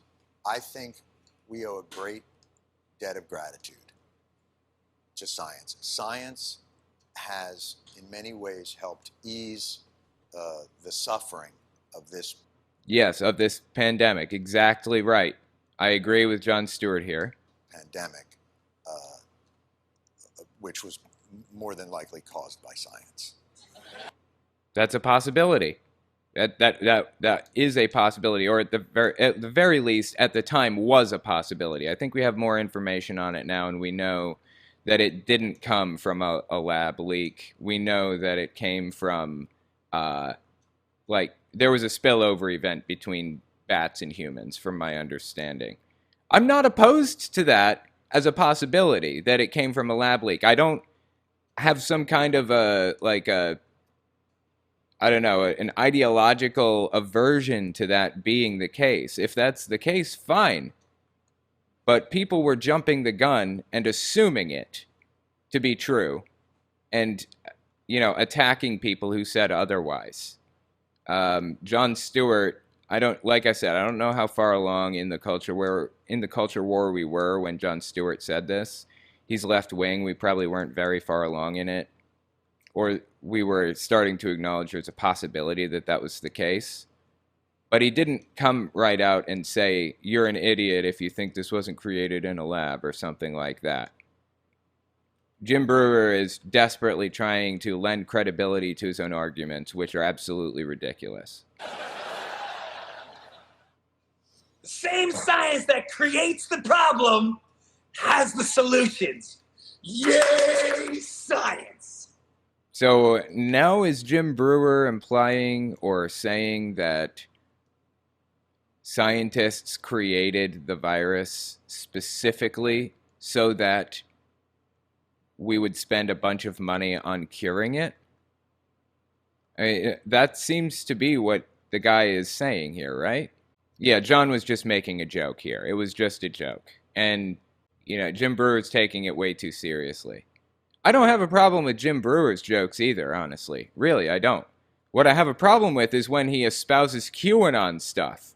Those were not jokes. Those weren't said in the form of a joke, FYI. So Jon Stewart just told a joke. That was clearly a joke, and people laughed.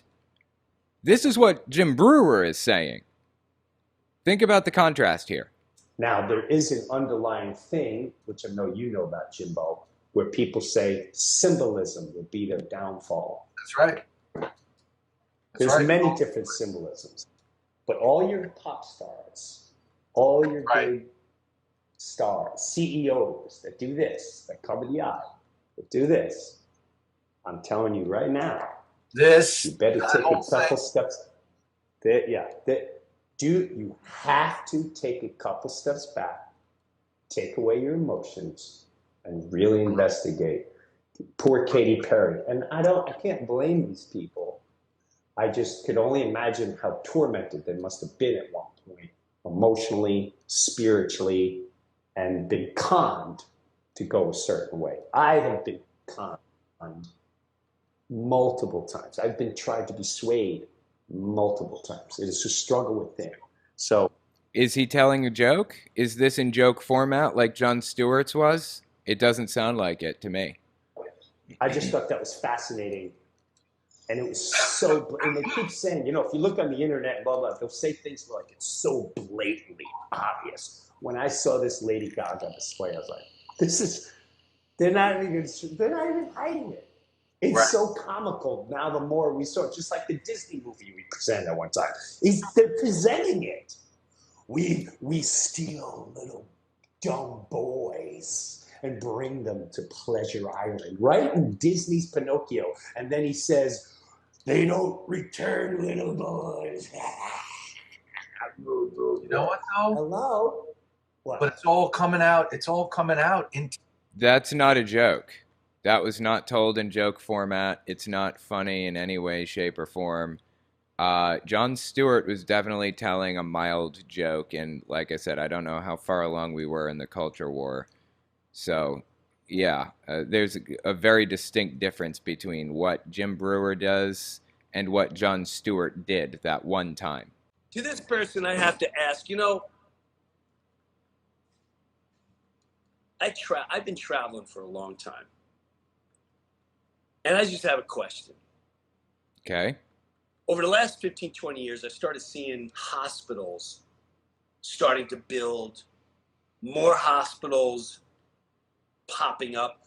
How many med students have you heard that have went into the medical field over the last 10, 15 years? Like just an astronomical amount. Okay, I don't take anecdotal evidence seriously, so I'm just going to completely discount what you're saying here. We can look at actual studies and find out exactly how many people are going to school for medicine, but yeah, your anecdotal evidence you're about to provide is worthless to me, honestly. Of people that I know. The facts and figures could be wrong. I don't know. I'm just basing what I'm saying on people around me, like, oh, this woman's going to be. And that makes it worthless, actually. I just want to say up front, that makes it worthless. A nurse. This one wants to be a nurse. That one wants to be a doctor. This one wants to go into medicine. This one wants to. Everyone I know, their kids are going into that. So my question to that is, if I'm selling cars, and I start buying 1 million parking lots everywhere. Am I a foolish businessman just to buy parking lots and assume people are going to be buying cars, this amount of cars, and I'll just be able to fill every lot? Okay, what he's saying here is the people in the medical field knew that something was coming. They had like inside information ahead of time or whatever, and that's why they were building hospitals. First of all, there's no evidence that there's some kind of an inside job that like scientists were intentionally creating a virus to make people sick. Completely absurd to make that assumption. Completely absurd. No basis for that whatsoever. Because if you're building that many hospitals over the country over the last 15, 20 years, maybe more, from what I've seen from traveling, I travel, I watch, I consume thoughts, I experience. I don't get it as a cockatoo.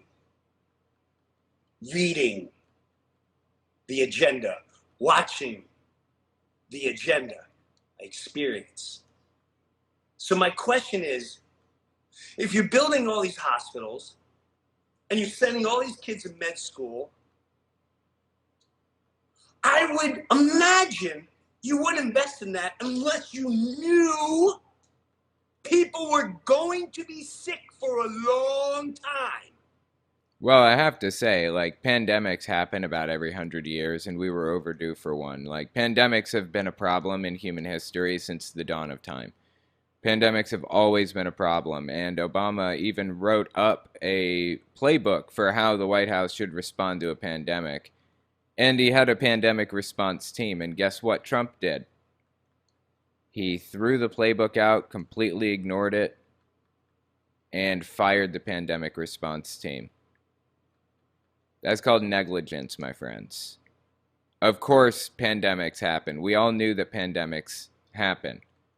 Like, why are you in this conspiracy mindset, and how can we get you out of it? So you can make more money, more money, more money. Yay, science. That's the same type of people that will call anyone with faith or whatever as a cult, but yet they think they're not in one. No. People with faith, they're not in a cult by default. That's not how that works.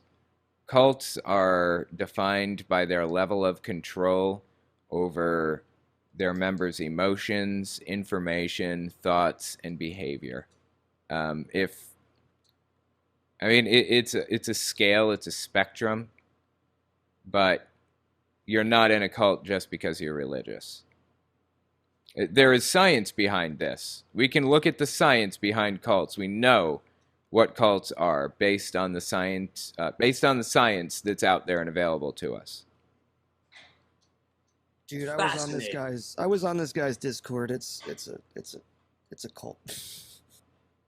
My Discord's a cult. Okay, definitely. This is actually pretty offensive. I talk about cults all the time. I talked about, Heaven's Gate cults with quarters in their pockets for space fare. 39 of them lying down and dying because they so deeply believed in their cults. And you are sitting here telling me that my Discord is a cult. That's fucking disgusting to me. Of course it is. Fucking cult. I love how they point fingers. Everyone else is crazy unless you're into science. It's a freaking listen. Everyone's in a journey, and I want this guy to be able to talk for himself. But if you're bringing my name up and talking like that, then I got to address it right away. That's okay with me. Really, that is okay with me. I get that. I brought your name up. It is only fair that you address what I had to say. That is only fair. That's how it works, and that's totally okay with me. I just got to address it. You found it, and it's the first. This guy hasn't even talked 3 minutes, and I realized he's just. But this is the type of person I'd like to know, and I've had them. I had people like this reach out to me to like, hey, so let me get this straight. You don't trust science? Who are you talking to? That again, you're a cockatoo. Trust the science. Trust the science. You would have never came up with that on your own thought process. I guarantee you that. I don't see what he's getting at. You would have never come up with that if you were just, doing it on your own. That's true. That's called listening to experts, listening to people who have spent 30 years in this field learning how this stuff works. That's what that is. Of course I wouldn't have come up with it on my own. I'm not in this field. I'm a YouTuber. I'm not a vaccine scientist. Yes, I listen to the scientists on this. What is going through this dude's head? Well, I don't understand why he thinks it's a virtue to not listen to experts. Why is that virtuous? It blows my mind. He must really like that bit. Yeah, I get the impression he does. Honestly, he did this stand-up routine a while back when the pandemic started that was like, it was all the same stuff. It was attacking. That's when he first did the cockatoo joke, I think. It was attacking scientists and attacking people for wearing masks and all that stuff. He actually had some zingers in there that I could tell were amusing if they weren't grotesque in the fact that they were targeting people who he disagrees with and basically in a harassing type of way, They would have been funny if he hadn't been doing that. But the cockatoo thing, it's not funny to me at all. It's not. I don't understand where he's coming from. Seems like he actually wants to talk with you. Maybe you could put him back or at least plant seeds. Yeah. I don't think there's any chance of me actually reaching the guy, getting through to him, communicating. Like, I think he'll talk to me, but I don't think that I'm going to reach him, I don't think there's any chance of it. So now I have to analyze whether or not it's going to even be worth my time to have the discussion face to face when I know it's not going to do any good. And it's probably not going to convince any of his audience members either if I talked to him. Cockatoo is not funny at all. I agree. Absolutely. It wasn't. Like I said, he's made some pretty funny jokes that were still anti-mask. They were funny. The way he built it up and set up the punchline and everything else, well crafted. They were funny. Not that one. The cockatoo one was not. Guarantee you that. You heard that from the screen, from your smart book. I'm smart. I'm not smart. That is the point. I'm not. That's why I listen to other people. They are. Education says I'm smart, so therefore I'm above, and I can talk down, and I know more than you. You don't, bro. None of us do. You can't walk that way in life. I cannot stress this enough. For me and anyone else, as long as I'm out there trying to inspire, trying to touch one person in a room, no matter what room they're in. And I'll give you a little thing about that Reawaken American tour. After the first show, I don't know who tweeted it out, but they said, oh, the right just got funnier and the left is scared, meaning the right wing, left wing. No.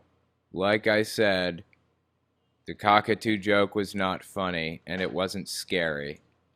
It was just not a well-crafted joke, period. What he fails to see is he's parroting the same anti-science that he hears others say. Exactly. He is parroting the exact same stuff. I listen to experts. He listens to jagoffs that, you know, he finds on QAnon forums. That's really the difference. I always default to the science. If somebody... Ooh, hey, kitty, you can't sit up here right now. Hang on. You gotta go somewhere else right now, kitty. Go on. If somebody comes to me and says, you're wrong about this, here's the science to prove it, I accept it instantly. That's all it takes. Give me evidence. That's it. That is all I need. I always, always, always default to the science. So I immediately called Clay, who I really, really like. He's done nothing to me. Talking about Clay Clark. He's an extremist and he runs the Reawaken America tour. He's given me nothing but inspiration and an opportunity.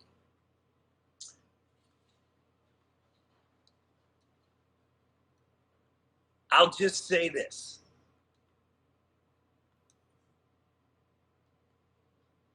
Totally forgot what I was going to say. Okay. Nah, I get it. I forget what I was going to say all the time. So, to catch you guys up, if you're just coming in, Jim Brewer did a video on me.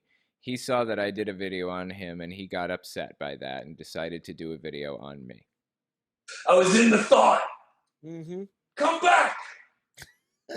Oh, Come yeah, back! this is... I forgot. This is where Jim Brewer forgot what he was going to say.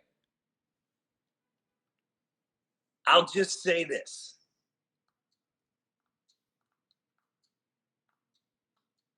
Totally forgot what I was going to say. I'm not sure which I one was in the better. thought. Mm-hmm. Come back! Come back! Please come back. Caffeine's wearing off. Yeah.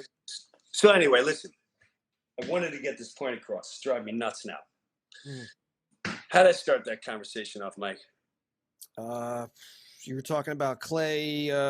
What's his Clay face? Clark. Yeah. Oh, Shit.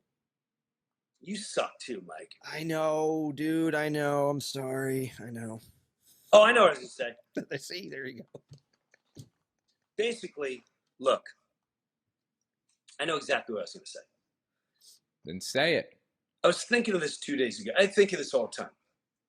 The more we label ourselves, they're QAnon, they're liberal, they're gay, they're anti-vaxxers, they're conservative, they're Republican, they're Democrat. They're into science, they're anti-science, they're Christian whack jobs, they're nationalists, they're Muslim. The more you label, the more you close your mind, and you're not going to be able to grow as a human, as a spirit.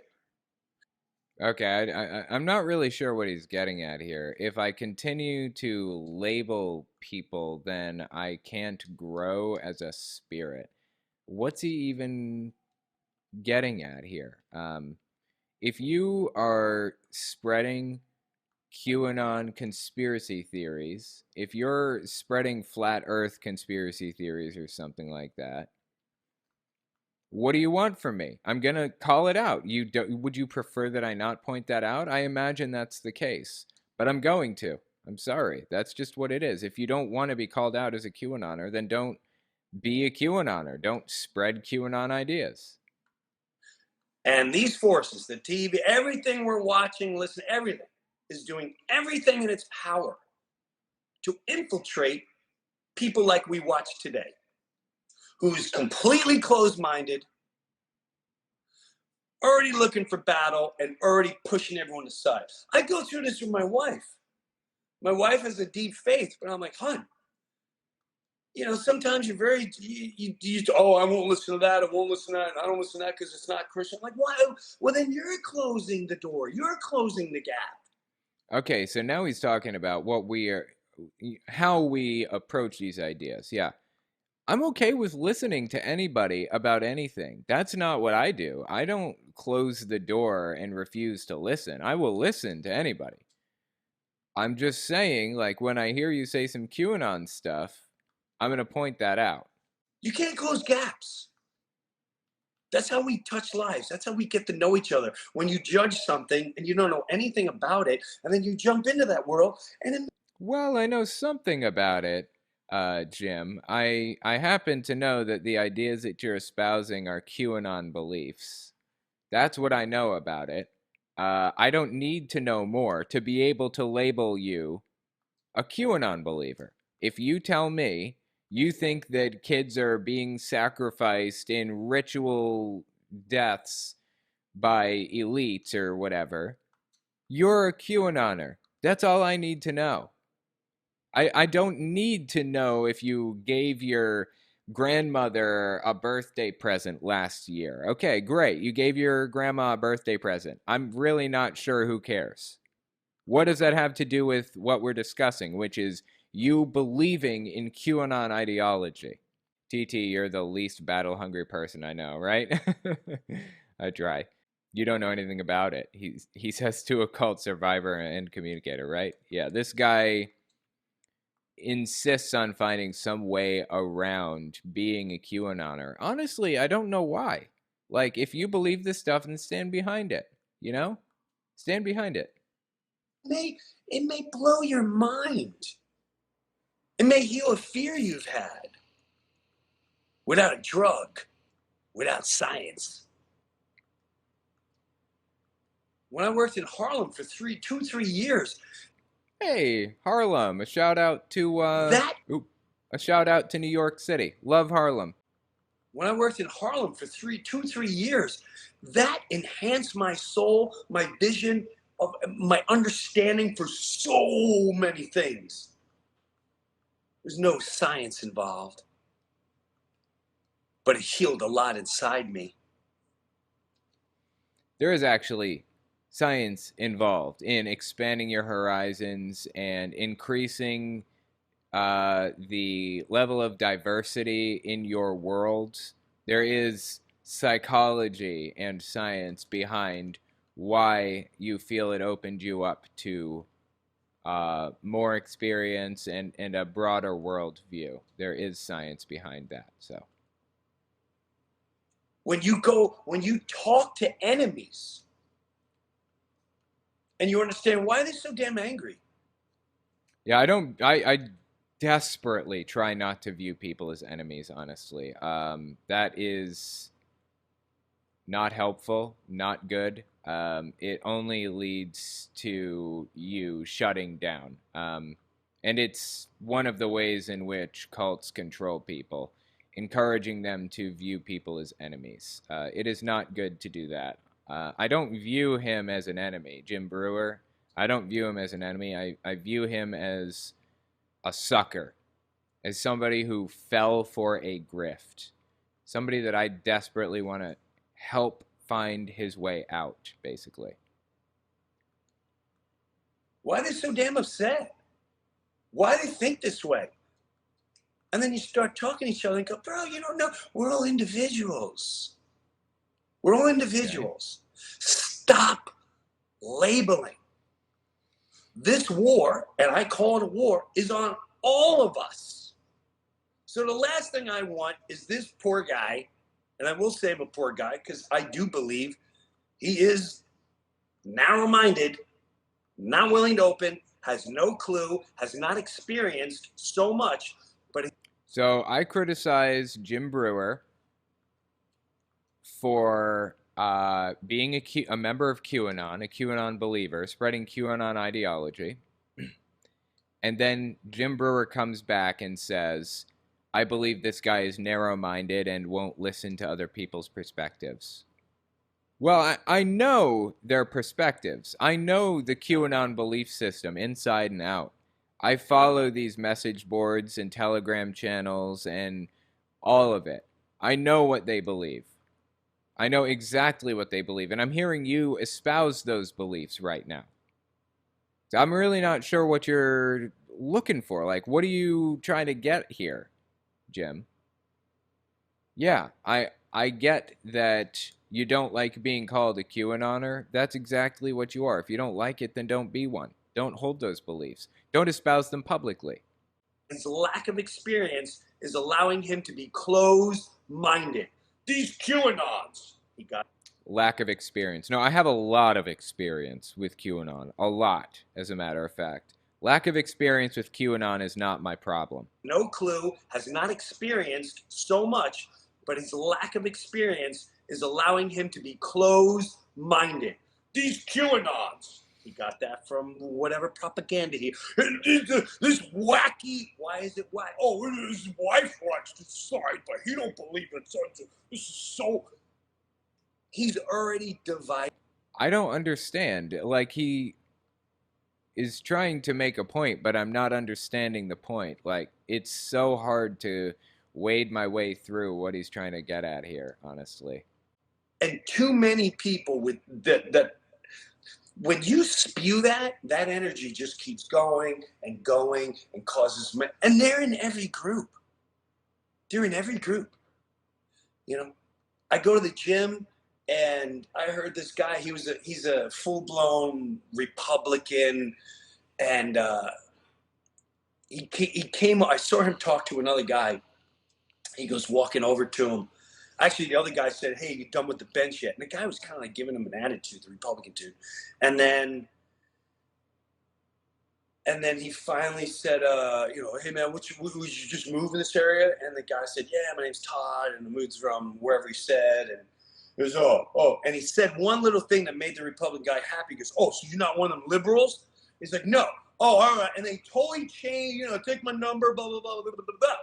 And again, like minds think alike, but there was part of me that was like, you got a lot of, listen. Yeah, that's not good. That's not good. That is tribalism. That is separating people into categories and things like that. It's not healthy for that to be the case at all. Both sides, liberal, conservative, get rid of the labels. We're all individuals, and the minute. Nothing wrong with having labels, and nothing wrong with calling people out for having, for being a flat earther. There's nothing wrong with me saying, "Oh, you're a flat earther," for example. I'm not saying Jim is. I'm just saying that as an example. Nothing wrong with me pointing out that you're a flat earther, and being wary about any ideas or opinions that you espouse after finding that out about you. There's nothing wrong with that. I should continue to be polite and kind to everybody, in my opinion. That's just how I feel. But I don't think there's anything wrong with pointing it out and calling it out and criticizing you for it. That's what I'm doing here. I'm criticizing you for being a QAnoner. We all grasp that. And the minute we realize we're projecting our energy into such unnecessary theatrical theater, which is what it is, and infiltrating the way you think, the way you dress, what your emotions will be, it's controlling you more than you can imagine. Yeah, what he's describing here, I'm not really sure, like, what's controlling you? You talking about labeling people? What he's describing sounds like it sounds like he's describing a cult, like controlling the way you dress and think and everything else. That's what it sounds like to me. Yeah, theatrical theater. I saw that too. I was gonna give him a pass on that one. You gotta walk away. So let me bring on Shaka, who actually we started talking. Jimmy. Okay, Shaka. I'm not really sure who this guy is. I think he's like his spiritual advisor or something. I mean, Jim Brewer's spiritual advisor? I don't know, but you'll see in a minute. Shaka said something really cool to me a while ago, and we might have did it here on our podcast. What's up, Jimbo? What's going on, Jimbo? So this leads to right here. This guy particularly, and there's so many of them like that. And I don't want to just say it's just this group or just this group. Every group is filled with anger and resentment, like we've been saying. I don't have anger or resentment. I have pity. I pity you for being a QAnoner like this. For years, it's professional wrestling, even politics. My opponent wants to let whoever they want in here. Boo. My opponent is a baby killer. Boo. My opponent doesn't believe in women's rights. Boo. My opponent hates gay people. Boo. Yeah, like, I don't know. None of this is amusing to me, but this is his shtick. This is what he does. You know, this is like his comedy style, so that's okay with me, I guess, if he wants to kind of do this style. It's just not amusing. Some people find it funny. It's theater, people, every 4 years. Theater. That's right. They're all sucked into it. They go behind the curtain, they laugh their asses off at us. And they all sit at the bar and have a drink together. You know, someone called it the Republicrats, right? It's just like, and when they say it's a party, this party, that party, they're all at the same party. They're all in the same party. They're laughing. They go, cheers. These are key QAnon tenets. They seem to think that the elites control the world and they're not part of a party. It's all like the same people, blah, blah, blah. They're espousing QAnon beliefs, although they're mild QAnon beliefs, and they are held by people outside of that movement, so it's kind of up in the air if it's full-blown QAnon beliefs. Like I said, though, Jim Brewer has espoused full-blown QAnon beliefs, though, even recently, so. Cheers! Look at these dummies go. But we got to get people like this guy who's like science, Jim, healing, stupid, blah, blah, blah. And a great thing you said to me a long time ago, Shock, and you probably don't remember it, but I never forgot it. There's a couple things you said to me in my life where I'm like, wow, that was wow. And one of them was, you went, Jimbo, you know what we got to do? He goes, you know how you fast for your body? Well, yeah, because we have to fast for our minds. Are you saying you want to not take in new information? That's kind of concerning. Fasting for your body is really good for No. Fasting for your health? Fasting for your body is not necessarily good for your health. In fact, I can only think of one or two very specific narrow circumstances in which fasting for your body is good for you. But you know what's even better? Why not fast? No one ever talks about you need to fast. Do fasting for your mind. Right. You need to turn everything off. I tell people, sit still, be silent. But do you remember that? And oh yeah, no, that's it. On like physical, mental, emotional, just. Number one, yeah, quiet the mind. Like you used to say when we did the radio show, right? We used to have the slogan, no radio, no TV, no news. That's right. No radio, no TV, no news. No religion, no news, no pop culture. That was our show. I had an interesting experience when I was singing, and I spent 6 months in Cancun, Mexico. Right, I was at the Hard Rock. I was 20-something years old, right? And I'm singing at the Hard Rock, and I didn't have any television except for like local Mexican TV, which I was not interested in looking at. Right? Right. Scooby Doo is on it.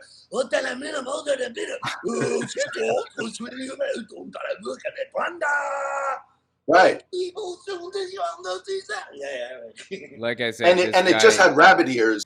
Like I said, this guy is like this all the time. This is not new. This is just his personality. Like on the thing, which made it even worse. So it was like really like real Mexican local, right?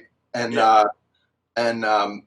anyway, so for 6 months I didn't see any American media, right? And then one day Larry actually comes to Mexico to see me, and he's in this big fancy American hotel. I was in like the band house, you know, cockroaches and stuff, right? But he's in a big fancy American hotel, and I go in his room, and he's got on CNN, and Clinton was the president at the time. That's how long ago it was, right? Okay. So I just take one look at the television, and I'm like, this guy is so full of shit. Every word out of his mouth, he's just it's so obvious. I'm like, Larry, you don't see this? He's like, no, what are you talking about, bro? This is serious stuff. He's blah, blah, blah, blah, blah.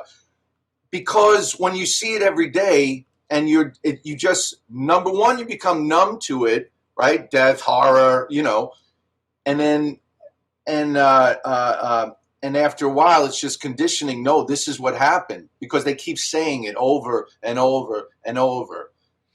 Okay, I can see what he's getting at here, that American media or Western media or whatever is very clickbaity and fear-mongery sometimes. That's true. That's true. I can agree with that. That's why you have to be selective about the media that you take in. I usually read and watch Reuters and AP News. Those are two fantastic ones. And if you aren't really sure if you believe something, look outside of the United States to see what people are saying outside the U.S. Other countries have reported on QAnon. It's complete nonsense, QAnon is. And these people are trying to find some way to justify these beliefs. Right? Bro, let me explain something to you. My mom, you just made me think of something. My mom, okay, just like you said, you keep saying it over and over, and you believe the lie after a while. Right. Crazy example. My oldest sister has a big burn on her face. You know who I'm talking about. Don't say. And she has her face thing, which I didn't recognize only because I grew up with it and I didn't think much of it, right? And it goes down her neck. And I would start asking my mom when I was a kid, like, what happened to her face? And she would say, oh, when we were in they accidentally spilled acid on it. I'm like, oh my God, the horror, right? Now, other people would say that, kids, and she'd always say, oh, they accidentally dropped acid on it. And I would tell people, oh, dude, when they were, and then it took me as a teenager, late teenager, almost like 20 years old, before I went, wait a minute. So why would they have acid in the ambulance and they spilt it on her face when she was being born? I don't get. And then the story started changing, which my mom took to her grave. Right. But the moral of the story is, forever I'm like, yep, nope, acid on their face. Right. They accidentally dropped it. It's not what happened. Right.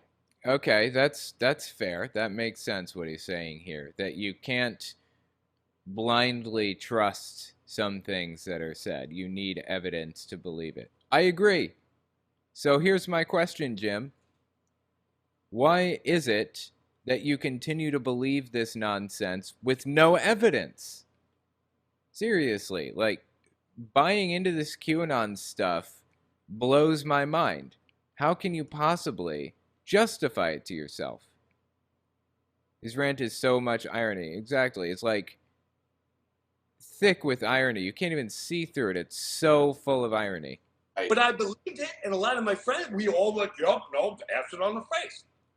The same thing with media. They just keep saying it, and you believe it. And whether you think it's real, oh, the science No, it's not. The science. Numbers Science were is always changing. old. That's all there. They say science is always changing like it's a bad thing. That's a good thing. Science changes and updates with new information. You know what doesn't change? What's static? Religion. Religion refuses to change. It's viewed as a negative thing when religion is forced to change. Like, religion has hated gay people since the dawn of time. Well, now we're coming to a period in history where society doesn't view gay people negatively anymore, and religion is one of the last holdouts, fighting, clawing to keep things the same, doing everything they can to continue hating gay people. It's like, as society, we've been trying to move forward and progress, and we've always had religion in the background, fighting to stay exactly where we are or even move backwards since the beginning. Science updating information and learning more and adding to the stories and all this other stuff, that's a good thing. How can you possibly view that as a bad thing? It blows my mind. Paid. All right, go ahead. Sorry, I'm getting off. Go ahead. No, the science is always changing, number one. Number two, the old expression, history is written by the winners. Yes. You don't know so much. You only know 1% of everything. It goes. Yeah, exactly. That's why I go to Reuters and AP News, unbiased news sources. And I look outside of the U.S. also. The Independent, BBC, there are a whole bunch. CBC is another good one. I try to go to as many outside sources as possible. Goes back to, here's the thing with history. So his complaint, it doesn't sound like his complaint is science, really. It sounds to me like his complaint is just the media and not understanding how to get a good, not understanding media literacy. It sounds like that's his issue, is not understanding media literacy. That people don't understand. It's no different than what I said before. Meaning, if this couple's in an argument and they're having they're getting divorced, I'm only getting the man's version. You're only getting the girl's version. Yep. You're not getting the full version here. Right. But I'm team guy and you're team female, and no, she's a bitch and she's an asshole. Well, you don't do this and she don't do. Nobody knows. Right. The full story. Right. You're only getting this nugget. That's it. And you're putting your life into it. You gotta detach from that. So what do we do? What do? We open, in my opinion, the thing that's helped me big time. First of all, you have to detox. You have to, as a fun experiment, I'm begging everyone to do this. First of all, do everything in your power to not have any screens on. Boy, they wouldn't like my house. I have screens all over the fucking place. I have to say, it's interesting that he's encouraging people to kind of back away from the internet, from computers and stuff, because one of the core ideals of QAnon is to be a digital soldier, as they call it. You're supposed to go around and do all of this reading and research for the belief system. It gets really, really weird. So this is actually a belief that is contrary to the QAnon ideals, basically. Try with 1 week and see how long it takes you. By the way, I don't see anything virtuous about not using screens. I don't see anything virtuous about it. I mean, don't use your phone while you're trying to work because it would distract you. Don't try to use your phone while you're walking on the side of the road or when you're driving or whatever. Just safety first, of course. But what's wrong with using your phone? Absolutely nothing, in my opinion. Nothing. To last 1 week. And I guarantee you, most of you will not pull it off in 2 days. And then you realize, like an alcoholic, you go, try not to have a drink for a week. And then they'll find themselves day 2 going, I just want to sip. I just want to, if I can just have a, like, I'm not going to have a hard drink. Just give it a red wine. And then same thing with how addicted you are to media, television, film. If you find yourself by the end of the day going, I just want to see what's going on. Look, you can enjoy things and it not be an addiction. It's possible to enjoy things, have fun, do something that you like, and do not call it an addiction. On with Ukraine. This is just like Luddite Central here. This dude is obsessed with the belief that screens are evil. You are to media, television, film. If you find yourself by the end of the day going, I just want to see what's going on with Ukraine, and are we, what's going on? Addicted. It's your heroin. Start by weaning yourself off the drug. What do you got to lose? You think you go? This advice is ridiculous and stupid in my opinion, but it is actually exactly what his QAnon followers need to hear. It's exactly what they need to hear. Going to war? What are you going to do about it? You can't do nothing until the soldier's on your front step. Right. A nuclear missile come? Oh, gee, I wish I was informed. I was coming. What are you so worried about if you're not informed? And you know what else? When you start doing that, when you just turn things off, because your mind does need some kind of stimulus or whatever, your kid will pop into your head. Your neighbor will pop into your head. And you say, you know what? I was just thinking about you. Just thought I'd say hello. Just how's it going? How many times I do that and then I end up writing? I get the thoughts just come. They say the voices, blah, blah, blah. They're not like wacky voices, but go intuition, instinct, whatever it is, it comes to you and it goes, and I've learned so much and I've healed. Okay, that's weird. I didn't think that they were quote unquote wacky voices. I didn't think that they were like, I didn't suspect that you had schizophrenia before, but now I'm starting to wonder. And I felt so much love and given so much love when I detox from all of it. And when I'm just silent and take those long silent times, whether they're sitting or walking, whatever, those are the moments where I go, hey, you know what? Your youngest one, you're running. Take time to really think about where this kid's head is at and what this kid is going through and what were you like at this age and what do you think of your parents and what was infiltrating and what was the temptations and what's their temptation, and you can start to understand things so much better and even go, wow, this kid must be going through so much, and here I am wrapped up in science and conservator and being anti, and that is, I'm telling you, it can change lives. It can change your life, but you got to do what Shaka said. You have to fast. Media. I really don't see any virtue in turning off all of the screens. You need to be careful about the type of media that you're taking in. You need to make sure it's not some crazy shit like Fox News or Newsmax or something.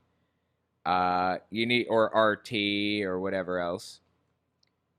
But there's nothing wrong with using screens. That's pretty much what I do 24/7 is use computers and screens and stuff. Wow, that Kangaskhan was easier to catch than the Scyther was. That was nuts. He looks intoxicated genuinely. I agree with you. I think it's just his personality, honestly. I don't think that he is. I think he's just... That's just how he acts all the time. Since I was a kid, he's acted like that. Fast. You cut out. What'd you say there? I said we have to do like what you said. We have to fast our brain, fast yourself from watching the media, fast yourself from watching television and film. Just be. No, you just have to get the right type of media. You have to get media that isn't going to fearmonger or clickbait you, and who is actually accurate about things. Silent. Don't be scared of it. Take a ride. Don't turn on the radio. Don't fear silence. Yeah. That's all I say. But I watched the whole video last night. You live rent-free in his head, lol. I definitely do. I found that really interesting. But he seems like he's in good faith. He seemed like it to me. Maybe I'm wrong about that. He just seemed really honest. He seemed honest. Though wrong, he seemed honest. I mean, there are some funny bits that he does. I got to be honest. He's done some funny bits, but some of them are just not funny at all. They're just straight up insane. Oh God, oh my God, they're using OBS. Let me explain what just happened. They're using OBS to stream, I believe. And they had this layout set up already. And they had Shaka and Jim Brewer in the same conversation. And then his little producer guy joined the Zoom call also. And it totally threw off the arrangement. That's why it looks like this. I'm going to cut today. We were going to go in other directions. I think we got the point across. I want to leave people on a good note. And you keep saying I'm choppy, so I don't want to mess with it. I appreciate you coming on today, Shaka. You got it, man. Always. You know, one thing before I go, you quiet your mind, right? People talk about meditation, quiet, right? And they say, how do I do that? How do I quiet the mind? Listen, hold on, listen. You hear that? No, that little second right there, you were quiet in your mind. When I just said that, when I said, listen, you hear that? For that split second, you were quiet. Just do that and do that a little longer. Go, shh, you hear that?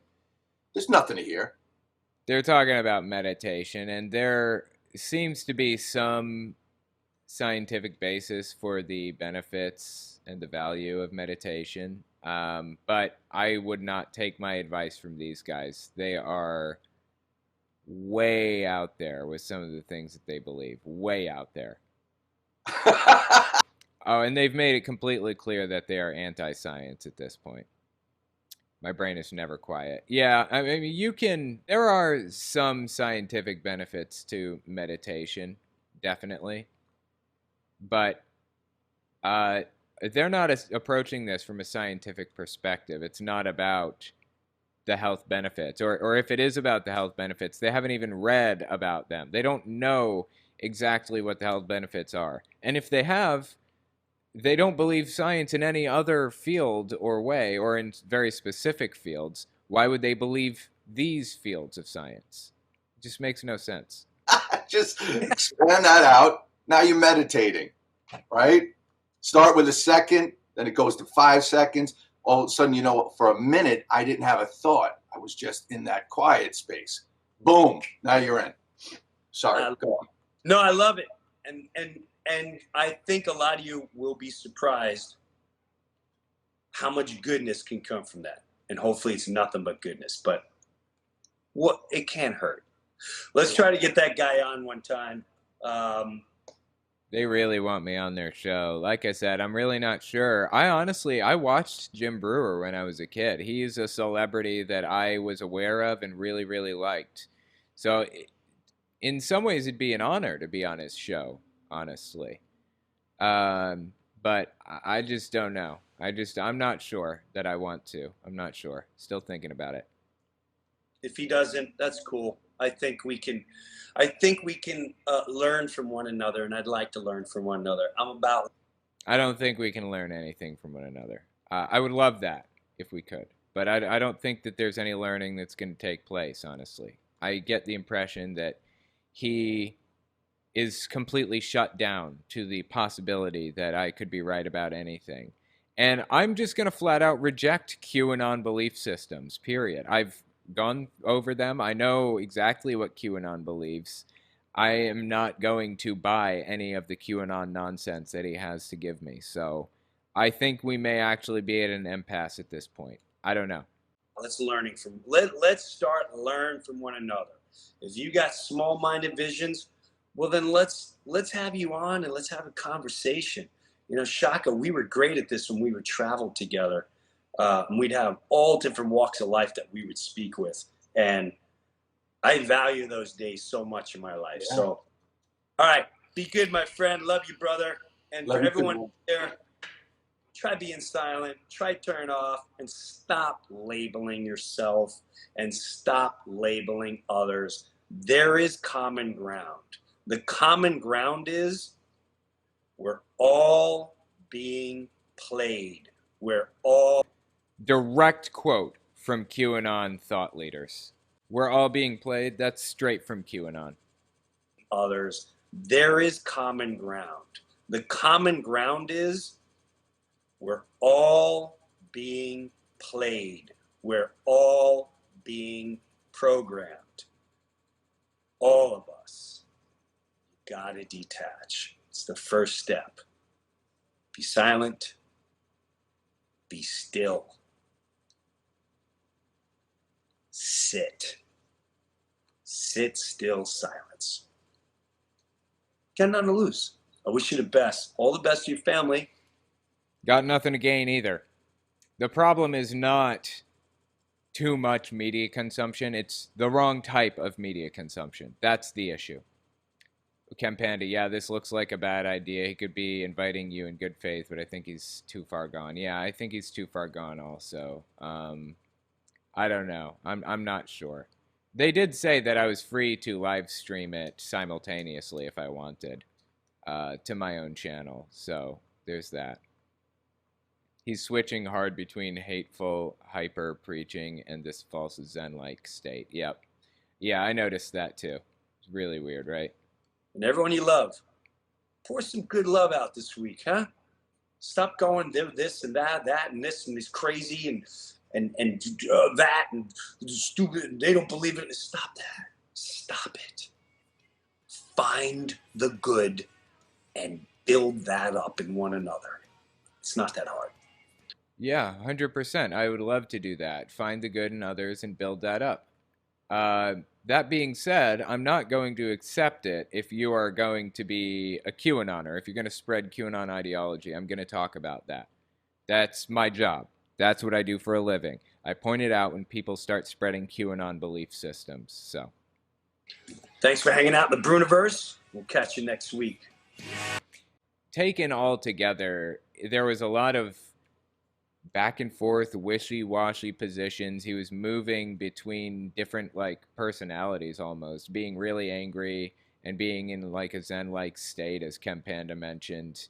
He was kind of all over the board. He almost is, like, switching positions every 3 seconds. It's very, very strange the way that he approached this whole thing.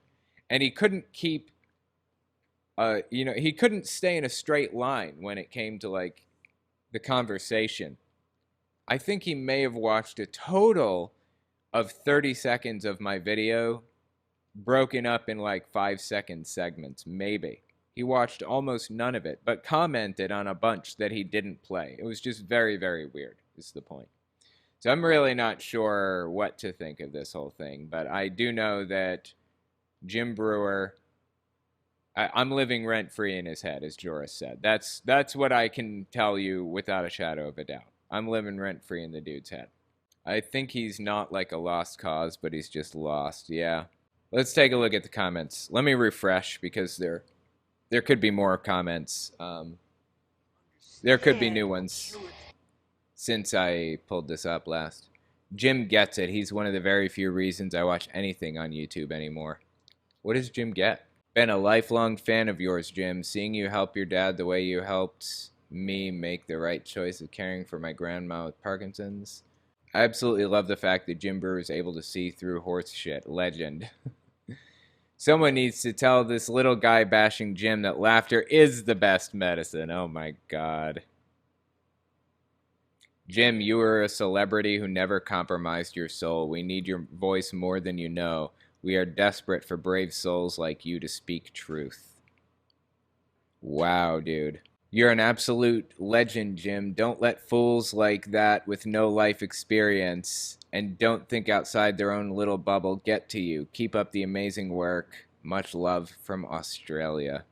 Wow. Let's see. Dude, your stand-up on that American Faith conference is funnier than George Carlin's rants. That shit was hilarious. Your animation skills are crazy, lol. No to everything in this. No to all of it. Jim Brewer's the realest dude in entertainment. Thank you for starting your own podcast. Let's see. Jim's comedy helped me through some dark times when medicine and science were doing the opposite. Wow. Finally found quality content from a hilarious man. When you admitted to not waiting to talk to a guy like this, such a real moment, I felt the frustration and laughed so hard. I don't understand what he's saying there. Jim, you really are such a brilliant man and need to talk more and get the point across to the right side. I used to like Jim Brewer, now I love him. Thanks for all you do, Jim. Let's find some more interesting ones. Okay, let's just scroll down a little more. Here we go. I love how it's gone from being a conspiracy theorist to a QAnon believer. Lol. If you go against the narrative, you'll be demonized one way or another. Everything thought in your mind was created by technology, like mommy picking out your school clothes and matching mask of terror. Getting into a brawl first day of school at the bus stop. Yeah, more kids like that. Big fan ever since I saw you on Joe Rogan. I didn't know Brewer went on Rogan. Can't believe I actually watched this before work this morning, SMH. I rarely see someone try so hard to justify their actions and words so much as Jim Brewer did. Also, it seems you may suffer from ADHD. Not that there's anything wrong with that, but your train of thought sometimes seems to leave the station and jumps on the route. Yeah, making it difficult to follow what you're saying. Yep, absolutely. I agree, for sure. If that little guy bashing Jim... Little guy? Why does everybody think I'm a little guy? I don't understand. If that little guy... I'm 5'10". Like, what are they even talking about? If that little guy bashing Jim knew the basics about science, quote-unquote, he would realize what the corrupt establishment is pushing isn't biological medical science, but rather political science. Okay. Here we go. Pseudoscience. 7 upvotes on this one. That little guy, you don't like him because he's a JW for 20 years, or because he's helping people understand cults, or because you're told that he's an atheist? Interesting. There are actually a bunch of people in the comments section here talking about QAnon. I haven't come across them yet, but I read through. There was a bunch. This little dude, why little? I don't understand. This little dude is miserable. Could tell right off the front he doesn't have a sense of humor. Thanks, Jim. I don't think I'm miserable. Bruh, one look at the guy, you can tell who he voted for. What his ideologies are all of Itlol? What? I don't understand. You should have Jimmy Dore on. Oh my God, please no, that'd be terrible. Love Jim, but tech-wise, I think maybe use 5G for the away pods. I want to see Big J through the entire pod. Am I out? What? Oh, 5G for the... Okay, I see. For the podcasts when you're not in the studio, use 5G. That makes more sense. I thought it was going to be a QAnon anti-5G comment. The cockatoo parallel is awesome. No, it's dumb as dog shit. I'm sorry to say. I try not to say things like that because Jim Brewer may actually watch it, you know. I don't think Jim Brewer is trolling my Twitch chat looking for, an opportunity to rag on me, though. Probably not. I mean, who knows for sure. The Chaka dude controls you, bro. Love you and what you're saying, though. There were a bunch of QAnon comments. I followed Q for about a year. Exciting, but then the dates started to repeat, and I didn't see the things that I was supposed to be seeing. Q definitely had insider information. He did a good job establishing credibility, but like you said, what he was saying wasn't coming true. I think it was a psyop from the CIA or something. I don't think it was a psyop. I think it was some jagoff on 4chan who was having a bit of fun and it exploded somehow. Definitely a psyop. Trust the plan, give your power away, and wait for a hero that's never coming. Love your name, by the way. Q never told you things would happen on dates. That was your misunderstanding. See, we've got some QAnon followers in here already. The great divide is so real. People are choosing sides. You can hear the anger and judgment in his voice. He's completely devoid of spirit. It's impossible for him to see reality. Being stuck in the non-spiritual matrix is a real thing. That's weird. That banana makes me laugh. Yeah, the guy with the Danzig widow peak. Wait, WTF? At 25 minutes, he brings up D who has cancer, not COVID, and Jim's flayed for trusting the science on a cancer diagnosis. Earring guy is so obtuse. Wow, I guess I'm earring guy. Okay. I'll take that one, I guess. Oh, here's another good one. Nice job, Jim. Don't take that from that little soy boy. Why does everybody say I'm little? I'm 5'10". I don't understand. They've never met me in person. They have no idea how big I am. I could be 6'6" and 250 pounds for all they know. It's not like I had a banana for scale next to me. Like, how are they determining that I'm so small? I don't get it. Yeah, I'll take the soy boy comment. That's pretty funny. Anyways, the further down I go, the more QAnon-y it gets. There were like a whole bunch of QAnon comments. Look, we are Q. Here's another one right here. And here's somebody against Q. No, I'm not. I'm a child of God, the God of Isaac, Abraham, and David. My allegiance is to Jesus, not governments, and most certainly not theosophy and esoteric knowledge. Q is part of the Great Awakening, which is the Great Reset. One is the narrative, one is the counter. What is this person even talking about? This is nonsense. WWGA, baby. Yeah, where we go, one we go all. It's a QAnon shout out. This is epic. Jim and Russell Brand and Bill Maher are being used to wake up the remaining regular Democrats. Yeah, Bill Maher is garbage. He's terrible. Bill Maher has terrible beliefs, terrible ideology, terrible everything. It's controlled opposition from the elite. God's truth is the only real truth. You know how blank that is? Everything you know and believe to opposition from the elite shit eaters. Q's the realest thing you've ever set your brainwashed eyes on, smiley. You believe in Boston bombing Robbie Parker and 70 other completely fake psyops? But please lecture us. Wow, it gets weird in this comment section. Anyway, the dude is a QAnoner. Straight up. I mean, Jim Brewer is a member of QAnon. Whether he identifies as one or not, he's spreading QAnon around and encouraging people to believe it. They have no idea how big I am until 2022, right? Bill Maher has to be getting paid off. He went from a Bernie bro to a Klobuchar debater to a Shapiro interview in 6 years. Yeah, Bill Maher is going way downhill now. It's really sad to see, honestly. So anyway, yeah, point is Jim Brewer is a QAnoner. I know he doesn't like that, but that's what it is. Wow, so small. Hey, Joris actually does know how small I am, but these people don't. They have no idea. I'm 5'10" and I weigh 201. I am 5'10" and I weigh 135, so I am actually small, but they don't know that.